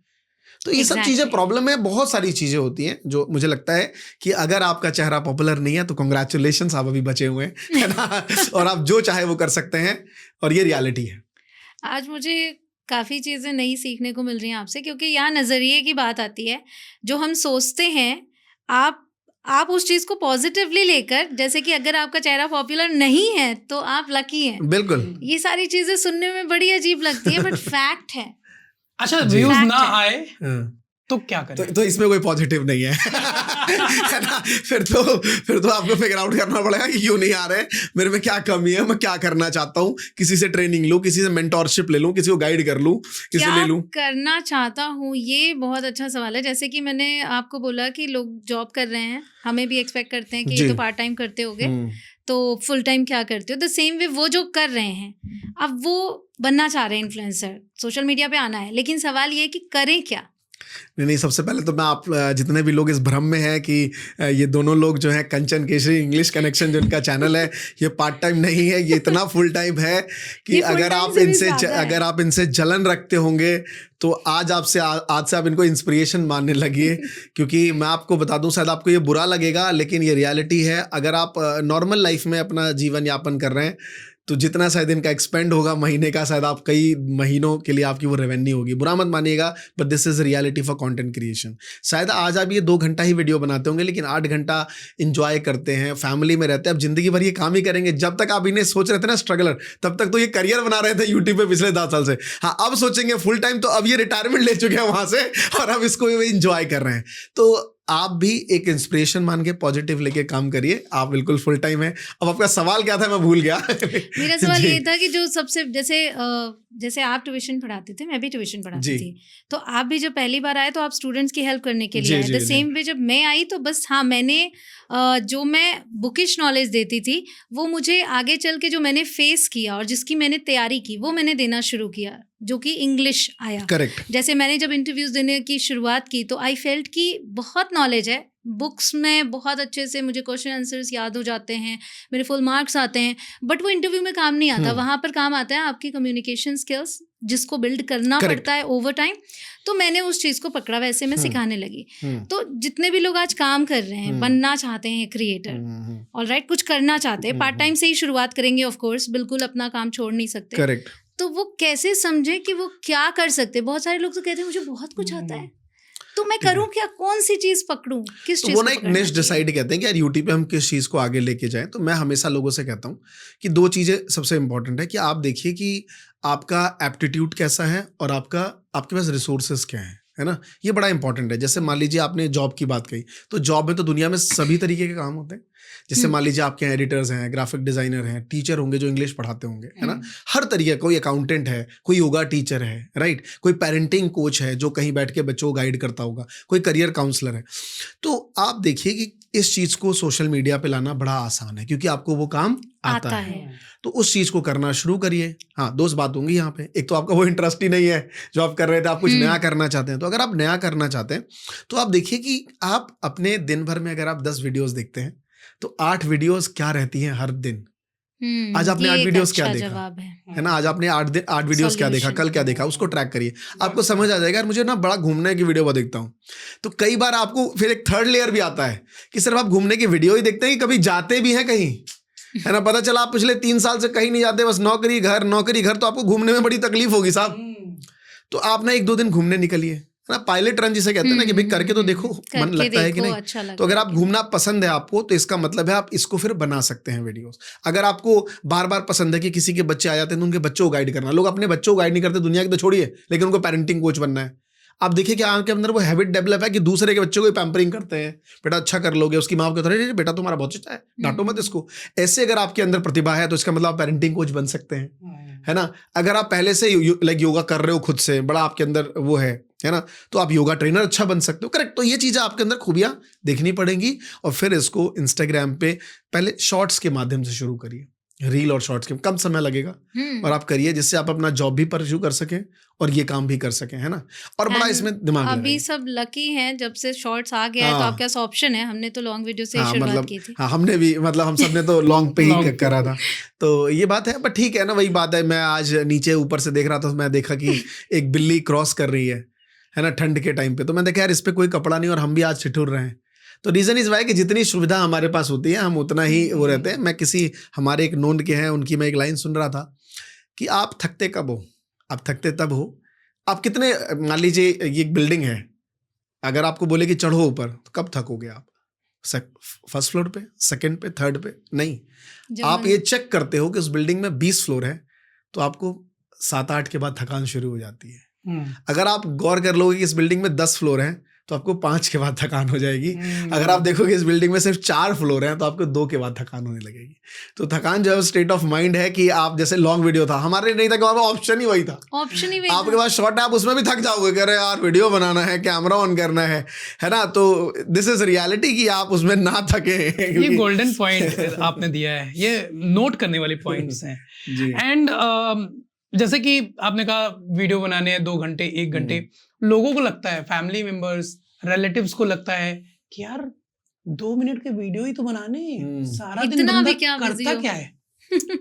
क्या वही है करता ना है सर, प्रिपरेशन है, वो बैम्बू ट्री वाली कहानी की जड़ मजबूत होना इज मोर इंपॉर्टेंट। तो अपने ऊपर काम करिए इनिशियल स्टेज पे। अगर आप कंटेंट क्रिएटर है, आप पैसे देखते हैं कि कंटेंट क्रिएटर जिसने अभी अभी अपना इंग्लिश का चैनल शुरू करा, यार उसने गाड़ी ले ली, घर ले लिया, प्रॉपर्टी ले ली, शेयर्स में इन्वेस्ट कर रहा है, यहाँ पैसे कर रहा है, इंटरनेशनल घूम रहा है ना, आए दिन ट्रैवल कर रहा है। बट आपको एक पक्ष ये भी देखना होगा कि इन शुरू लेवल पे आपको अपने ऊपर बहुत काम करना है ना, अपने अपने कैमरे फेस करने पे ज़्यादा ध्यान देना है। अगर आप वॉइस ओवर कर रहे हैं तो वॉइस ओवर पे काम करना है। मैं हमेशा मानता हूँ कि एक नए ट्रेनर में और एक पुराने ट्रेनर में बड़ा एक चीज़ का फ़र्क है, सिर्फ नया ट्रेनर ज़्यादा बोलता है और जो पुराना ट्रेनर है वो कम बोलता है। तो अगर 20,000 शब्द नया बोलता है तो उसी में 10,000 शब्द ही पुराना ट्रेनर बोलता है, क्योंकि But उसके अंदर एक impact उसका ठहराव ज्यादा है, एक तरीका है बोलने का। नया ट्रेनर बोलता ही चला जाएगा, पुराना ट्रेनर होगा तो वो वेरिएशन लेगा कि लोग का इंजॉयमेंट भी आए। तो आपको ये समझना पड़ेगा कि अपने ऊपर काम करना है इनिशियल लेवल पे। अगर आप काम करेंगे आप ग्रो कर जाएंगे। कितने घंटे आप दिन के काम करते हो? अच्छा, सर मैं अगर आप मुझसे पर्सनली पूछे, अगर मैं अपने मन से पूछूं तो मेरा मन कहता है कि मैं काम ही नहीं कर रहा हूँ, है ना, ऐसा करता है। बट इन आउटपुट में मुझे लगता है कि ऐसा काउंट नहीं कर रहा हूँ, लेकिन अगर आप मुझसे मेरा टाइम टेबल पूछेंगे तो बनाता तो बहुत बार फेल हो जाता है मेरा टाइम टेबल भी। पर मैं 7-8 घंटे सोचता हूँ कि मैं अपने बिजनेस को टाइम दूँ। और अब मेरे हमेशा दिमाग में रहता है कि अब ये 7 दिनों में मैं 2 दिन अपनी फैमिली को दूँ। रिटायरमेंट की डेफिनेशन होती है कि पहले 1 दिन दो, फिर 2 दिन दो, फिर 3 दिन दो। एक टाइम एज नहीं आएगा मेरा कि मैं 45 के बाद छोड़ दूंगा काम करना, ऐसा कभी हो ही नहीं सकता। नहीं हो कंटेंट क्रिएटर तो कभी कर ही नहीं सकता। हाँ, ये हो सकता है कि मैं 7 दिन में 2 दिन फैमिली। क्योंकि ज्यादातर लोगों को लगता है कि यार 2 मिनट की वीडियो है, मैं 2 घंटे बना लूंगा, बस मुझे दिन के 2 घंटे काम करने हैं। क्या ये सच है? ये थॉट प्रोसेस मत बिल्ड करिए। लॉ ऑफ अट्रैक्शन बहुत मैटर करता है, बहुत मैटर करता है।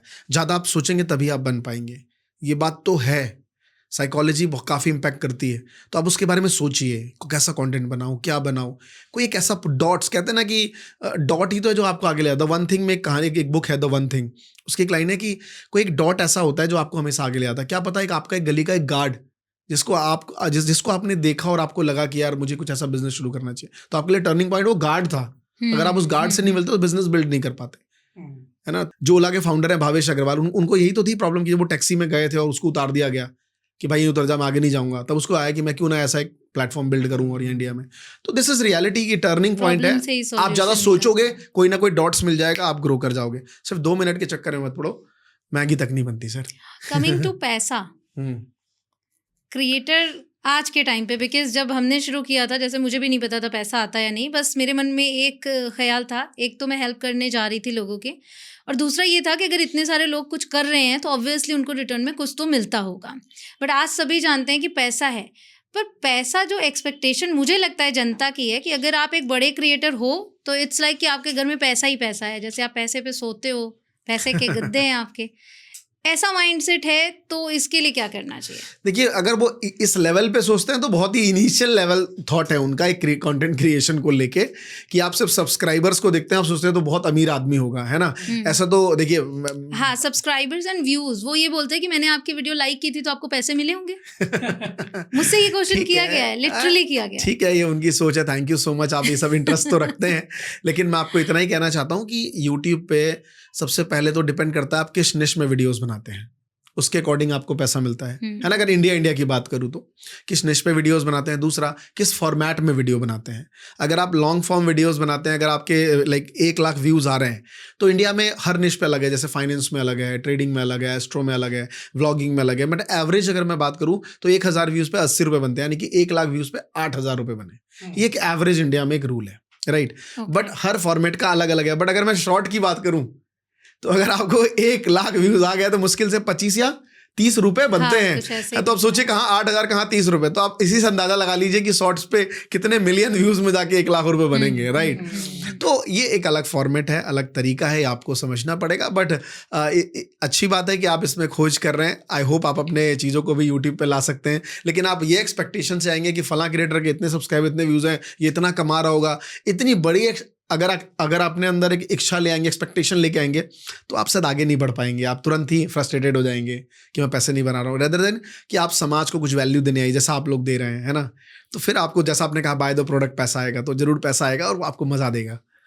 फॉर मी आई थिंक अगर हम वैल्यू ऐड कर रहे हैं तो हमें रिटर्न में फॉर श्योर कुछ ना कुछ मिलेगा। तो हमारा फोकस यही होना चाहिए कि जैसा हमारा नाम है इन्फ्लुएंसर, तो हम लोगों की लाइफ को इन्फ्लुएंस करें और पॉजिटिव नोट पे इन्फ्लुएंस करें। मैंने जब हमारी first time earning I, of course वो कुछ ऐसा 50 रुपए और समथिंग थी फर्स्ट डे की, 51 पैसे थी 51 रुपए एक दिन का था, तो नहीं I एक महीने was का like, था। और वो साल बीत गए थे सर, साल के हाँ, बाद नहीं, जब वो ये शुरू में आया, हाँ साल लग गए थे मोनेटाइज होने में, तकरीबन 11 मंथ्स। हमारा भी 7-8 महीने लग गया तो था। वो फीलिंग थी कि इतने दिन बाद पहले दिन की कमाई सिर्फ 50 रुपए, तो कहीं ना कहीं वहां पर आपको ऐसा फील होता है कि क्या हम जो कर रहे हैं सही है, क्योंकि बहुत ज्यादा मेहनत की थी। एडी मेरी कितनी छोटी सी थी when I started, she was 14 months old, तो वो इतनी छोटी सी थी और इतना कुछ किया था।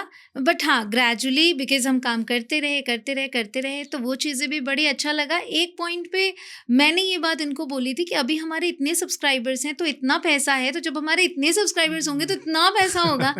बट देखिए इनिशियल लेवल पे तो सब रहता ही है ना, हाँ, कि ये सारी चीजें हमें लगी एंड देन वी रियलाइज्ड कि ऐसा कुछ नहीं होता है। यूट्यूब भी बनाकर चलता है कि आपको व्यूज इतने तभी से ही मेरा घर मिलते चल हैं। रहा है। अगर सबको सारी बातें पता हो तो मेरा घर कैसे चलेगा, है ना। तो दिस इज रियलिटी। शुरू में आपको, अब हमें अदर प्रोफेशन में उतना नहीं पता है, जैसे आपको भी अदर प्रोफेशन नहीं पता, तो वैसे ही है सर, हर को अपने काम का।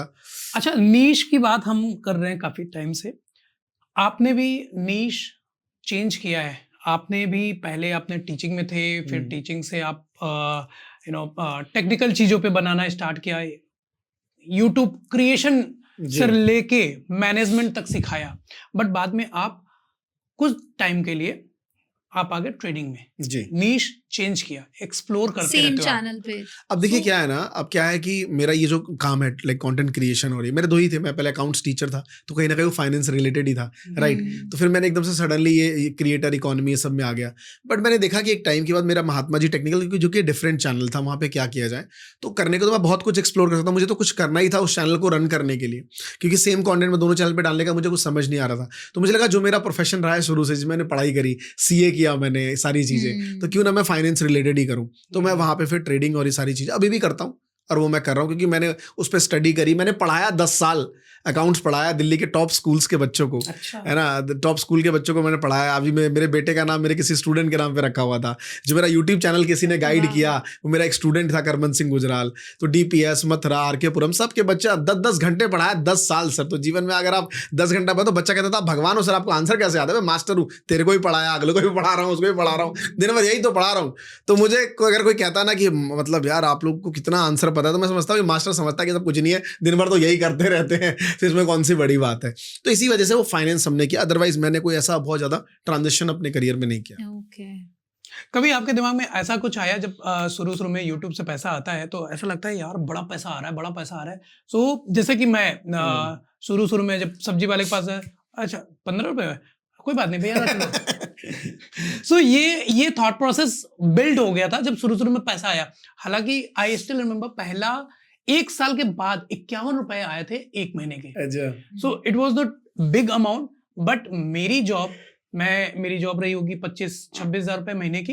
एंड उसके बाद कुछ दिनों के बाद जब थोड़े पैसे ज्यादा आने लगे ना, मुझे लगा यार अभी इतने आ रहे, फिर बढ़ रहा है, एक समय आएगा मेरे पास पैसा ही पैसा होगा। सो मैंने I just started doing like this कि यार अच्छा रिक्शा वाला भैया आपका कितना हुआ? 20 रुपए हुआ, कोई बात नहीं आप 30 रुपए रख लो। Very nice. नहीं तो काइंड बिहेवियर था आपका, तो अच्छा भी है, होना भी चाहिए आपको। उस टाइम नहीं भी थे तब भी आप इतने काइंड थे। मुझे लगता है कि मेरे अंदर भी, हर इंसान के अंदर अलग अलग चेंजेस आते हैं। मुझे याद है कि मैं ये मानता हूँ कि कंटेंट क्रिएटर जब कंटेंट क्रिएटर बन जाता है और कुछ पैसे लगते हैं तो वो फ्लाइट में बड़ा घूमता है। अगर आप थोड़ा सा इस पे ध्यान देंगे, आप अपना एक्सपीरियंस है दूसरे का भी, तो आप गौर करेंगे कि जब आप जॉब करते थे उतना फ्लाइट नहीं चढ़ते थे, लेकिन जब आप यूट्यूबर्स बन गए फ्लाइटों में बड़े घूमे हैं। तो शुरू में वो फ्लाइट में बड़ा घूमता था। मतलब किसी ने अगर मुझे भोपाल से बुला लिया, सिर्फ जहाज की टिकटें दे दी, मैं चला जाता था। आज के डेट में बहुत टर्म्स होते हैं कि ये होगा वो होगा। तो उस समय ऐसा तो नहीं हुआ कि किसी को ज़्यादा पैसे दे दिए, लेकिन फ्लाइट में घूमना ये सब बड़ा पसंद आता था। नई नई चीज़ें, ऐसे जा रहा हूँ तो अच्छा लगता था ये सब चीज़ें। टिकट वाली बात पे बड़ा हंसी वाली बात है ये कि मुझे लगता था यार जब हम यूट्यूबर्स बन गए जैसे मैं, मेरी वाइफ, मेरा बच्चा, तीनों यूट्यूबर्स हैं, अब तीनों को बुलाया जा रहा है। आप ही के यहाँ अगर बुलाया जा रहा है और पता चला हम फ्लाइट से आ रहे हैं, एक जगह से दूसरे जगह से तीसरे जगह, यार इतना पैसा यार खर्च कहाँ से होता है, ये लोग आता कहाँ से? आज आप देखो ना सर, माइक्रो इन्फ्लुएंसर्स, आप देखो टीवी एडवर्टीजमेंट या फिर न्यूज़पेपर्स, बड़े बिल बोर्ड्स, ये बहुत एक्सपेंसिव है ना। अभी मैं कहीं शार्क टैंक में देख रहा था, अमन गुप्ता ने कहा जब मुझे पता चला कि बुर्ज खलीफा पे वो जो लाइटिंग लगी होती है, उसमें स्ट्रिप लाइट लगी होती है, बुर्ज खलीफा पे जो दीवार होती है उस पर एक लाइट लगी होती है, वो दिखती नहीं है क्योंकि बहुत दूर है वो बुर्ज खलीफा, उस पर लाइट जलती है। आप कोई सा भी एडवर्टीजमेंट करा लो, न्यू ईयर है ना, बहुत सारी चीज़ें शो होती हैं, उस पर एडवर्टीजमेंट कराना कुछ 5 मिनट का बहुत एक्सपेंसिव था। उसने कहा जब मैंने पता किया तो मैंने छोड़ दिया कि भाई ये नहीं कर पाएंगे। तो वैसे ही इंडिया के जो बिजनेसमैन है, स्मॉल स्केल बिजनेसमैन है, इनके लिए टीवी, रेडियो, न्यूज़पेपर्स, बिलबोर्ड बहुत एक्सपेंसिव था। लेकिन जब माइक्रो इन्फ्लुएंसर आए तो उनको पता चला एक यूट्यूबर पे अगर मैं 1 लाख रुपए खर्च करता हूँ तो मैं यहाँ से पैसे बना लूंगा। ठीक है, अगर मैं इस यूट्यूबर पे 1 लाख खर्च कर रहा हूँ, मेरा बजट पूरा 5 लाख का है, मैं 5 लाख वाला यूट्यूबर नहीं लेता हूँ, मैं 50 हज़ार वाला यूट्यूबर 10 ले लेता हूँ, उसमें से 9 बेकार हो जाएंगे उसके इन्वेस्टमेंट, लेकिन एक 50,000 वाला इतना बढ़िया काम करेगा जो 50 लाख रुपए उसको कमा के दे देगा। और ये हुआ है, हमने देखा है और कई हजारों बार देखा है। इसलिए बिजनेस को एक ट्राई टेस्टेड प्रूफ मॉडल है, वो इस पे काम करते हैं। एक चीज मेरी पर्सनल क्वेश्चन है, सबके सामने मैं पूछता हूँ। मैंने ब्रांड डील्स नहीं किए हैं बहुत ज्यादा, ये नहीं करती। इनका ये है कि जिस प्रोडक्ट को मैं यूटिलाइज कर लूं, यूज कर लूं, मेरे को जब बिलीव हो जाए कि यार बढ़िया है, तभी मैं करूंगी, वरना नहीं करूंगी, और जिससे लोगों को फायदा हो। बट उसके चक्कर में क्या हुआ, जब हम ब्रांड डील्स को सबको ना ना ना ना ना बोलते गए तो हमारे पास आने बंद हो गए। ये वो तो वही वाली बात हो गई सर कि पहले मेरे गांव में ऐसे लड़के आते थे, कहते थे कि क्या बताएं, मेरी दादी होती थी, मेरी दादी से कहती थी क्या बताएं, उमेश की मम्मी, मेरे फादर का नाम उमेश, कि पहले जब शादी करने के मूड में नहीं थे तो अगुआ कहते हैं, अगुआ पे अगुआ, अगुआ पे अगुआ, अगुआ पे अगुआ। तो मेरी दादी बस बोलने ही वाली थी कि कर लेते, बोली जब अब मूड बना है तो कोई आ ही नहीं रहा है ना, तो उनकी बेटे की शादी नहीं हो पाई। तो देखो ये सब फॉर्मेट तो सर वर्क करता है कि आप अगर एजेंसी को मना कर रहे हो बार बार कि नहीं करना, तो एजेंसी आपको फिर रीच आउट नहीं करते कि सर तो करेंगे ही नहीं, क्योंकि मैं क्यों ही जाऊं, है ना। उन्हें समझ में आया था इनका ये टेस्ट नहीं है, ये नहीं करेंगे। ऐसा नहीं है कि काम खराब हो गया, उसकी भी शादी हो चुकी है एट द एंड। तो आपको इस बात को ध्यान रखना है, हाँ, कि एजेंसीज भारत में बहुत है। अब कोई एजेंसी आपको रीच आउट करे तो उनसे रिलेशन बनाइए। आप तो सर वैसे ही बड़े आपका जो नेचर है, फ्रेंडली नेचर, उससे मुझे लगता है हर बंदा आपसे तुरंत कनेक्ट हो जाएगा। नहीं, मुझे ये भी लगता है एक्चुअली, हम दूसरे के ब्रांड को प्रमोशन करने के बजाय हम सोचते हैं इंग्लिश कनेक्शन एप्लीकेशन हम खुद ही अपना कर लेते हैं।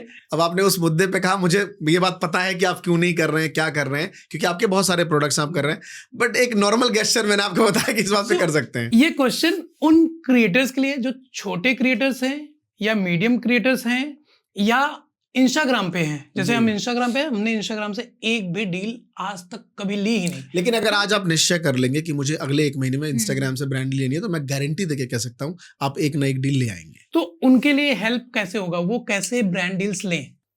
देखिए, बहुत लंबा आंसर मैं दूंगा इस पे, लेकिन मैं शॉर्ट में इसको करना चाहूंगा। होता क्या है, यूट्यूबर्स ना बहुत बड़ी गलती करते हैं, कंटेंट क्रिएटर्स, इंस्टाग्रामर। कोई भी किसी ने 10,000 रुपये दिए, फटाफट उसको वीडियो बना के दे दिया, वीडियो बना दी, अच्छी वीडियो बना दी, कोई दिक्कत नहीं है। वहाँ ही सबसे बड़ी गलती करते हैं, जो बंदा उससे कनेक्ट कर रहा है ना, उससे रिलेशन नहीं बनाते।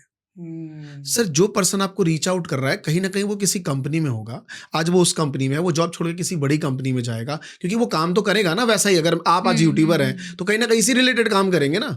तो लोग क्या करते हैं, कभी इससे काम कर लिया, कभी उससे कर लिया, कभी उधर कर लिया। मुझे लगता है आपके पास अगर 10 लोग मैसेज कर रहे हैं तो उनसे कभी वीडियो कॉल कर लीजिए, कभी मीट पे बात कर लीजिए, उससे एक रिलेशन बिल्ड करिए। 10 में से कोई ना कोई एक बंदा अच्छी कंपनी में जाएगा, वहां से आपको अच्छा ब्रांड डील दे सकता है।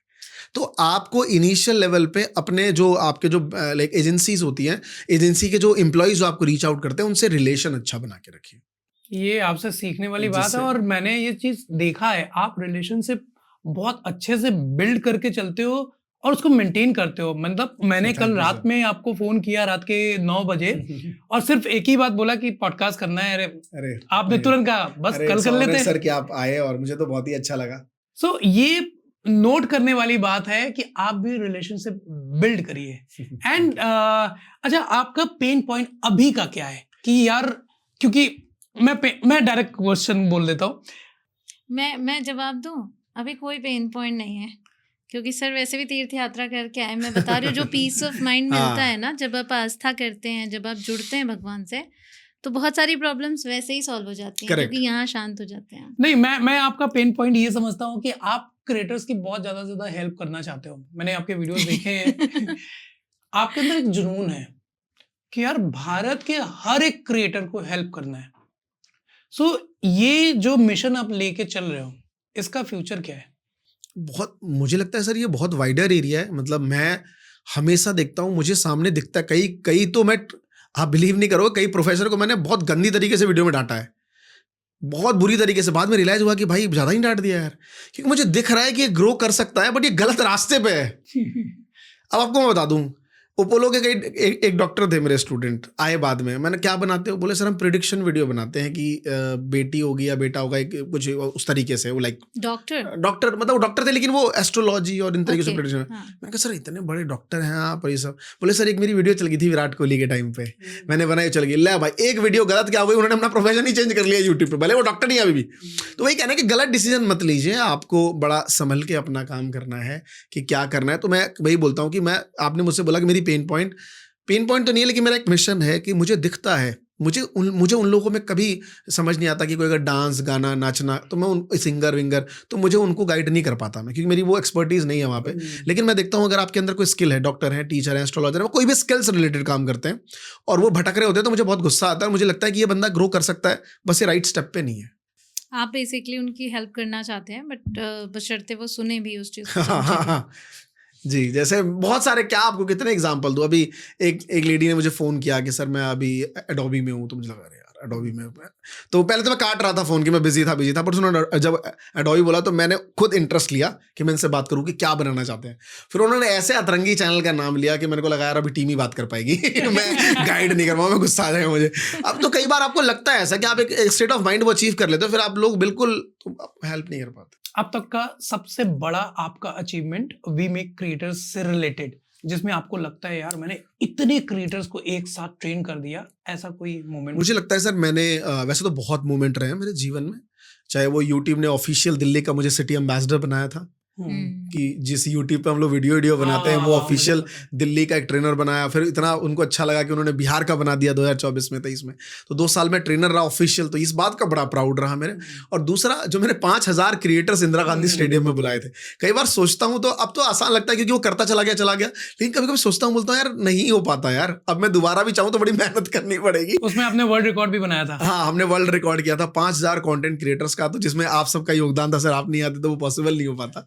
तो मुझे लगता है कि ये सब एक बड़े अचीवमेंट्स हैं। अच्छा, अभी मैंने रिसेंटली एक वीडियो देखा था आप, जिसमें बता रहे थे कि यूट्यूब ने आपके साथ कुछ गलत कर दिया, डिमोनेटाइज कर दिया, वो क्या था?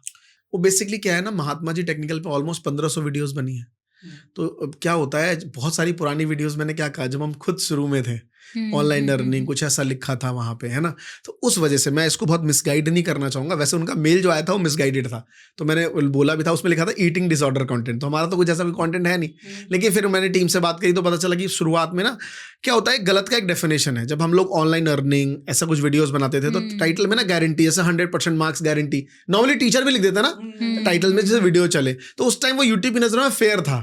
लेकिन जैसे जैसे उन्होंने पॉलिसी बदली, आज की डेट वो फेयर नहीं है, बट हमने जाके वो एडिट चेंज नहीं किया। तो मैं लोगों से कहता हूँ अपनी पुरानी वीडियो को हमेशा एडिट टाइटल्स करते रहा करो, क्योंकि कब यूट्यूब की गाइडलाइंस वो फेयर ना हो। तो उस वजह से उन्होंने मेरा चैनल वो डिमोनेटाइज करा। लेकिन लकली जिस दिन आज आप हैं, तो आज ही दूसरा अपील आया कि उन्होंने कहा वो वीडियोस डिलीट करके आप दोबारा अपील कर सकते हैं, क्योंकि 3 महीने के लिए उसमें सर वो, थैंक यू सर, 3 महीने के लिए वो पहले एक पनिशमेंट रहता है, तो उसके बाद वो ठीक हो जाती है। तो एक चीज मैंने नोटिस किया आपके ऑफिस में, वहाँ एक पोस्टर लगा हुआ था, ऑडिट। ये ऑडिट क्या है? ऑडिट फॉर लाइक कुछ होगा हमारा, लाइक कुछ इंटरनल चीज़ें होंगी, कुछ ऑडिट करना हो, कभी स्टूडेंट रिव्यूज करते हैं, कभी जो हमारे स्टूडेंट आ चुके हैं उनका क्या फीडबैक है, वो सब चीज़ चेक करते हैं। तो वो सारी चैनल की ऑडिट भी करवाते हैं आप? चैनल का ऑडिट इन द सेंस कि हम कई लोगों के लिए काम करते हैं, जैसे बहुत सारे ऐसे प्रोफेशनल्स हैं जो फाउंडर्स हैं कंपनी के, जो कम समय देते हैं अपने चैनल्स पे। उनको चाहिए कि, मैंने कहा ना कि क्रिएटर्स को दिन भर सोचना है, तो कई बार उनके पास समय तो है नहीं, वो बिजनेस लाइफ सोचे, तो फिर उनके लिए फिर हम सोचते हैं, तो फिर उनका चैनल्स और वो सब हम मैनेज करते हैं। और बहुत सारे लाइक जो प्रोफेशनल्स हैं, फाउंडर्स हैं, उनके लिए काम कर रहे हैं और अच्छा कर रहे हैं। मेरे ख्याल से आप कुछ एआई का क्वेश्चन पूछना चाह रहे हो? आज के टाइम पे एआई आ चुका है और रेवोल्यूशन ही है, ऑफ कोर्स हर कोई एआई यूज कर रहा है। तो कहाँ तक अच्छा है एआई का यूज करके कंटेंट क्रिएट करना? मुझे लगता है काफ़ी मतलब अभी जो लोग नहीं कर रहे हैं उनको करना चाहिए। बहुत सारे ऐसे प्लेटफॉर्म्स हैं जिनकी वजह से काम, एआई बेसिकली हमारे काम टाइम को ना रिड्यूस कर देता है। घंटों का काम मिनटों में हो जा रहा है ना। इसमें अभी है कि अभी बिगिनर स्टेज पे है, तो कई बार वो उतना आउटपुट नहीं, जैसे हेजन नाम का एक प्लेटफॉर्म है। अच्छा। अगर आप हेजन यूज़ करेंगे तो आपका बिल्कुल क्लोन बन जाएगा, ओके। है ना। आप उसमें टेक्स्ट ऑडियो देंगे, वो सेम आवाज़ निकालना शुरू कर देगा। लेकिन अगर कोई पर्सन 10 मिनट तक नॉन स्टॉप देखे तो समझ सकता है कि नहीं यार थोड़ा सा इसमें है। वहीं पे आप बहुत स्टॉक फुटेज लगाएंगे तो लोग पकड़ नहीं पाएंगे। तो उसका है ना, ऐसे इस एआई तरीके टूल्स से बहुत use आ रहे हैं, है ना। जैसे हेजन हो गया जो आपका फेस का क्लोन बना देता है, वैसे लाइक वॉइस में है, बहुत सारे प्लेटफॉर्म्स हैं, है ना। कैनवा ने अपना एआई काफ़ी बिल्ड किया हुआ है। तो YouTube AI को सपोर्ट कर रहा है, बिकॉज मेरी टीम से किसी ने बोला कि मैम अगर हम पूरा AI वीडियो बना के डालते हैं तो उस पर व्यूज नहीं आते हैं, YouTube शायद सपोर्ट मैंने वही कहा ना कि बहुत सारी चीजें अभी ग्रे एरियाज में है ना। तो मैं कहता हूँ जब आपको बैटल ऑन द पैडल चलना है, बहुत तेजी से आगे बढ़ना है, और टीम ने बोला चलेगा, आप बोल रहे हो नहीं चलेगा, तो ऐसे अभी चीज करनी ही क्यों है। अभी जो हमारी एक्सपर्टीज जिस चीज में, उसको आगे बढ़ाते हैं ना, एक्सेलरेटर वहां दबाते हैं गाड़ी को। एट द एंड हमें मंजिल पे पहुंचना है, फिनिश लाइन तो है सर एट द एंड। ऐसा तो नहीं कि जिंदगी भर गाड़ी ही चलानी है ना, कि हमेशा। तो आपको पहुंचना वो इम्पोर्टेंट है। तो कई बार जहाँ पे इफ एंड बट बहुत ज्यादा हो, उसे छोड़ के जो चीज है उस पर एक्सेलरेट करना चाहिए। चलिए बात करते हैं कुछ फ्यूचर से रिलेटेड। क्रिएटर बन गए, बहुत अच्छे सब्सक्राइबर्स आ गए, व्यूज आ गए, अर्निंग आ गया, सब कुछ सेट हो गया मामला, टीम बन गया, सब कुछ अच्छा हो गया, लेकिन यूट्यूब का फ्यूचर कितना है? मतलब अगर आप वैसे बोले तो मुझे लगता है यूट्यूब, अगर एक वर्ड में बोलूँ तो नहीं होगा। बहुत सारे प्लेटफॉर्म्स हैं। एज अ कंटेंट क्रिएटर बहुत बड़ा फ्यूचर है, क्योंकि अब सारी चीज़ें डिजिटलाइज हैं। आज आप पूरे दिन में 4 घंटे आप अपने रील्स और यूट्यूब और सोशल मीडिया पे कमाते हैं। आज से 10 साल पहले आप कहाँ थे? आप थे फिजिकल, कहीं घूमते थे। तो इसीलिए जब आज का यूज़र 10 घंटे में से अगर वो मान लीजिए 24 घंटे में से 8 घंटे तो सोने में गंवा देता है, बचे हुए 16 घंटे में से कुछ अगर 4 घंटे वो दे पा रहा है सोशल मीडिया पे, तो कंटेंट क्रिएटर का करियर तो बहुत ही बूम है, क्योंकि उसको तो 4 घंटे का यूज़र देना है। तो मुझे लगता है कि काफ़ी ग्रोथ अपॉर्चुनिटी है इसमें। कुछ टाइम पहले मैं सुन रही थी YouTube बंद होने वाला है, तो अब ये सब तो चलेगा ही ना। मान लीजिए अभी होने को तो कुछ भी हो सकता है। हु नोस कि कभी लाइक वॉर ही आ गया, है ना, जैसे। तो होने को तो कुछ भी हो सकता है, बट अगर आपने अपने स्किल्स को ग्रो कर लिया, आज अगर यूट्यूब बंद भी हो जाता है, तो आज मुझे पता है कि इंग्लिश कनेक्शन के जो फाउंडर्स दोनों आप दोनों हैं, ये कभी भी ऐसा नहीं हुआ कि खत्म। आप बिल्ड कर लेंगे कुछ नया, बहुत सही आप ऐप पे पढ़ा लेंगे, है ना। आप ऐप पे पढ़ा लेंगे, आप लोगों को लाइक वेबसाइट के थ्रू काम कर लेंगे। वैसे मैं हूँ, अगर आज यूट्यूब इंसाइट्स कुछ भी हो भी जाता है एक बार को, तो कुछ ना कुछ तो कर ही लेंगे। हाँ, ये बात अलग है कि सर जितनी रेवेन्यू आप आज जनरेट करें उतना ना करें, बट ये गोल थोड़ी है कि यार रेवेन्यू गोल थोड़ी है हम बेरोजगार ना रहें, और हम नहीं रहेंगे, आपको भी पता है, मुझे भी पता है। तो इन शॉर्ट अगर मैं आपसे पूछूं कि हम यूट्यूब को साथ में लेते हुए और किन प्लेटफॉर्म्स पे हमें डालना चाहिए, मतलब कि बहुत सारे प्लेटफॉर्म्स आ चुके हैं, इवन स्नैपचैट है, जैसे उस पे हमने कभी वीडियो नहीं डाली है, बट क्या डालना चाहिए उस पे भी? तो सबसे पहले मैं अपने पुराने क्वेश्चन पर ही एंड करूंगा। जो मैंने आपको बातें बताई बहुत डिजास्टर बातें थी कि वॉर छिड़ जाए, है ना, करियर खत्म हो जाए, ऐसा कुछ नहीं है। इतना सोचोगे आप सोचते रह जाओगे, लोग आगे बढ़ चुके हैं, फिर शुरुआत ही नहीं होगी। तो लोग आगे बढ़ चुके हैं, तो प्लीज इतना मत सोचो कि कभी ये मैं सुनता हूँ कई बड़े बोलते हैं यूट्यूब खत्म, मत सोचो ये सब चीजें, आप आगे बढ़िए। दूसरा आपका सवाल था और कौन से प्लेटफॉर्म है, डिपेंड्स ऑन प्लेटफॉर्म कि आपका कंटेंट कैसा है, कहाँ यूजर ज्यादा है ना।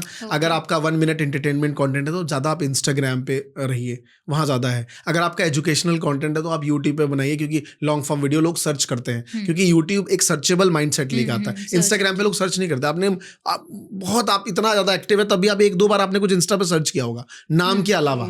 आई डोंट थिंक सो आपने कभी कुछ सर्च किया होगा, लेकिन यूट्यूब पे आप डेली सर्च करते हैं कुछ ना कुछ। तो आपका कंटेंट किस टाइप का है, उस टाइप के बिहेवियर्स के प्लेटफॉर्म को आप फॉलो करिए और वहाँ पे उस तरीका कंटेंट बनाइए। अगर आपका शॉर्ट्स में इंफॉर्मेशन है तो आगे चल के कहीं ना कहीं यूट्यूब पे शॉर्ट्स ज़्यादा चलेंगे। अगर आपका थोड़ा एंटरटेनमेंट है, शेयरेबल है, तो इंस्टाग्राम पे बनाइए। अगर आपका थोड़ा देसी, नॉट इवन यू, अगर कोई पर्सन जिनकी उम्र 30-35 की है थोड़ा देसी वीडियो बनाते हैं तो फेसबुक पे डालिए, क्योंकि यूज़र वहाँ पे 35 से ऊपर वाले हैं। अभी कुछ दिन पहले ही एक रील वायरल हो रहा था कि एक 85 साल का व्यक्ति वो व्लॉगिंग स्टार्ट करता 70 है। साल का अभी वायरल टाइम्स पे और इन सब पे भी आ रखा है। वैसे तो बहुत सारे लोग आ चुके हैं ऐसे, है ना, 70-72, लेकिन एक पर्सन है जिनकी 70 साल की एज है, लखनऊ साइड के है, और उन्होंने कहा उनका ये अपना मेरा experience पहला दिन है व्लॉग हाँ। का। तो आजकल देखिए ना ट्रेंड है ना सर, यूजर यूट्यूब को भी कुछ अलग, मतलब एल्गोरिथम को भी कुछ नया मिलता है तो भी बड़ा तड़प सा जाता है, तो कुछ नया इसमें आ गया। आप क्या कहना चाहोगे, मतलब कि अच्छा है। एज बैरियर है क्या? कोई बैरियर नहीं सर, बैरियर क्यों है, बिल्कुल है, आप बिल्कुल शुरू करिए। 70 साल का एक्सपीरियंस बताइए यार। मुझे पता है कि आज जिस एज में आप दोनों हैं, मैं हूँ, अगर कोई 20 साल का लौंडा एक है कि अरे मुझे तुझसे ज्यादा नॉलेज है, तो आप हाँ तो नहीं हिलाएंगे उसको गर्दन, है ना। आप बोलेंगे कि अभी तुझे समय लगेगा, है ना, इन बालों ने धूप से सफेद नहीं हुआ, ये उम्र के सफेद है बेटा, तुझे 20 साल लगेंगे अब यहाँ तक आने में। तो 70 वाले को हम उंगली तो नहीं उठा सकते, जो उसके पास एक्सपीरियंस है वो हमारे पास नहीं होगा। तो लेट्स सी, उनसे सीखा जाए। क्रिएटर बनने के लिए क्या कोई एंट्री एज है? अब ऐसी तो एज नहीं, लेकिन मैं आप पेरेंट्स से स्पेशली विनती करूंगा कि अगर रेदर देन, जैसे आपके बच्चे इतने टैलेंटेड थे, आपको पता था कि इंग्लिश बड़ा कर सकते हैं, लेकिन मैं देखता हूँ आजकल ज़्यादातर बच्चे स्किल्स में नहीं, वो ब्लॉगिंग करा देते हैं, नाच गाना करवाते हैं अपने छोटे बच्चों से। प्लीज़ मत करवाइए, उसको एंटरटेनमेंट तक ही रखिए, अपने बच्चों को पढ़ाई नहीं, एटलीस्ट बेसिक एजुकेशन तो 10वीं तक तो पढ़ाइए मन लगा के, उसके बाद आप उनको जो मर्जी कराइए। नहीं तो गलती से अगर नाच गाने में करियर बन गया उसका और उसमें करियर नहीं बन पाया तो जिंदगी भर वही करता रह जाएगा, वो कुछ और भी करना चाहेगा, लोग उसको पसंद नहीं करेंगे। कुछ लोग तो बाय डिफॉल्ट क्रिएटर पैदा ही होते हैं, जैसे फॉर एग्जांपल भारतीय कॉमेडियन की तो देखिए मैंने वही कहा दोनों ना, बच्चे तो माहौल वैसा ही मैंने नहीं कहा ना, होता वो है। एनवायरनमेंट ही अलग है, वो अब आप प्रोबेबिलिटी बहुत कम है वैसे। बट एक फायदा तो होता है। देखिए क्रिएटर्स के लाइफ में एक फायदा तो होता है, जैसे हम दोनों की अगर बात करें तो एडी देख देख के, क्योंकि वो बचपन से देख रही मम्मा पढ़ा रही है। Sir you are very lucky, मैं आपको बताता हूँ, मैं आज भी कहना चाहता हूँ कि हमेशा ना फर्स्ट जनरेशन वाला ही चीज़ ग्रो करती है। आप लकी हैं कि आपके बच्चे इतने टैलेंटेड है कि हमेशा वो इन चीज़ों में क्रिएटिव हैं। नहीं तो आप देखेंगे जितने भी कंटेंट क्रिएटर हैं ना, आप उनके बच्चे देख लीजिए, दे आर, उनके सक्सेस नहीं हो पाएंगे। ये मैं आपको आज बोल रहा हूँ और ये रियलिटी है।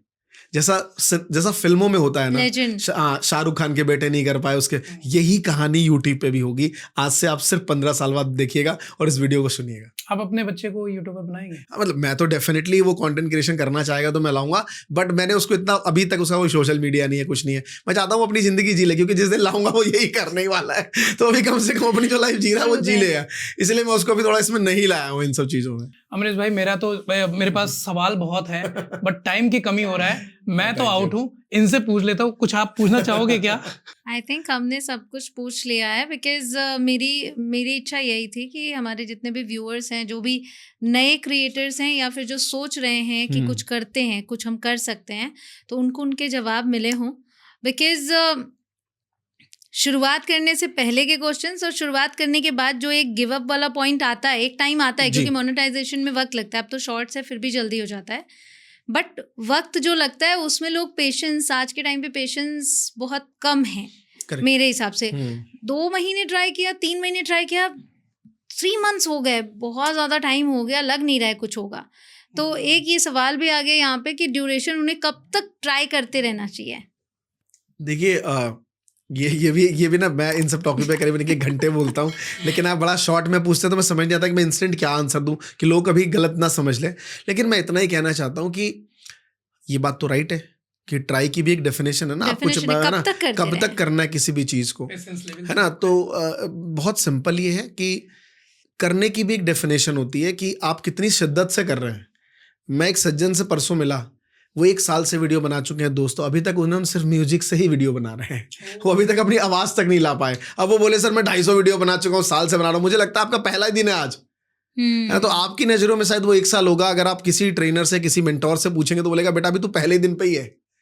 तो आपको ये देखना है कि आप शिद्दत भी, कोशिश भी कितनी कर रहे हैं। खाली दिन पास हो रहा है उसमें कोशिश भी हो रही है। हर बार आपको पिछली वीडियो से बेहतर वीडियो बनाना है। करेक्ट है। तो मैं ये बिल्कुल बहुत अच्छा कहा। मैं कई बार इस पे भी बोलता हूँ कि आप आज देखिए कि जो आज आपने वीडियोस बनाया है उसको अपलोड करिए। उसको ये मत देखिए कि एडिट के बाद देखिए आपको बहुत कमियां दिख जाएंगी, फिर आप अपलोड ना कर पाएंगे, है ना। तो उसको आप पहले अपलोड करिए, अपलोड करने के बाद पूरी वीडियो को शिद्दत से देखिए कि पहले इससे मैं खुद सीखना चाहता हूँ, अगर हाँ तो समाज जरूर सीखना चाहेगा। दूसरा, अब इसमें कमियां क्या है, पहले जब कमी ढूंढने जाएंगे तो आपको 4-5 कमी निकल जाएगी, 4 ही कमी लीजिए पहली बार या 5।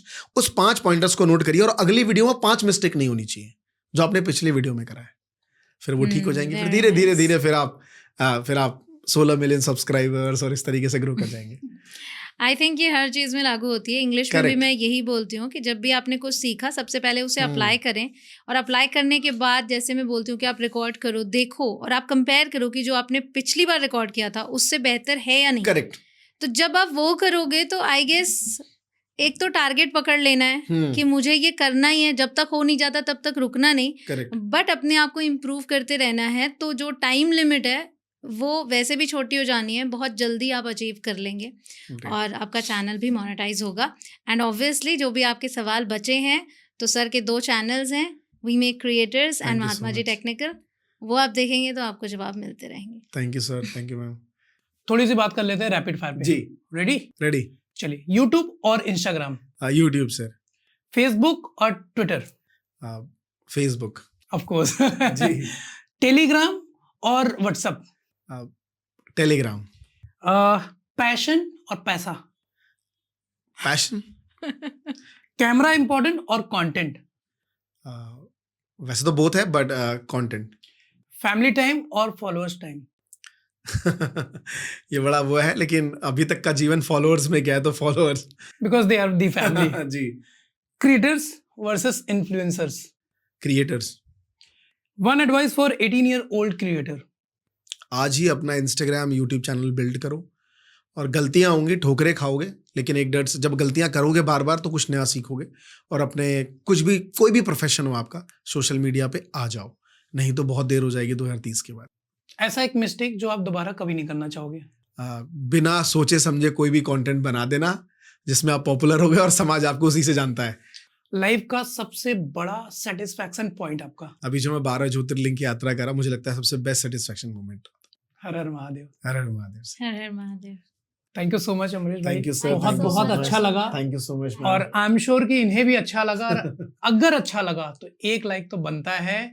और अमरीश सर के बारे में आपके दिल में, दिमाग में क्या क्वेश्चंस हैं आप डालिए, मैं Comments इनसे में आप रिक्वेस्ट पूछ सकते करूंगा जी। कि आप भी रिप्लाई। अरे बिल्कुल सर, मैं तो जरूर वीडियो देख के कमेंट करूंगा। Thank you so much, thank you sir, Thank thank you you. Thank you so much. Share this podcast, thank you so much.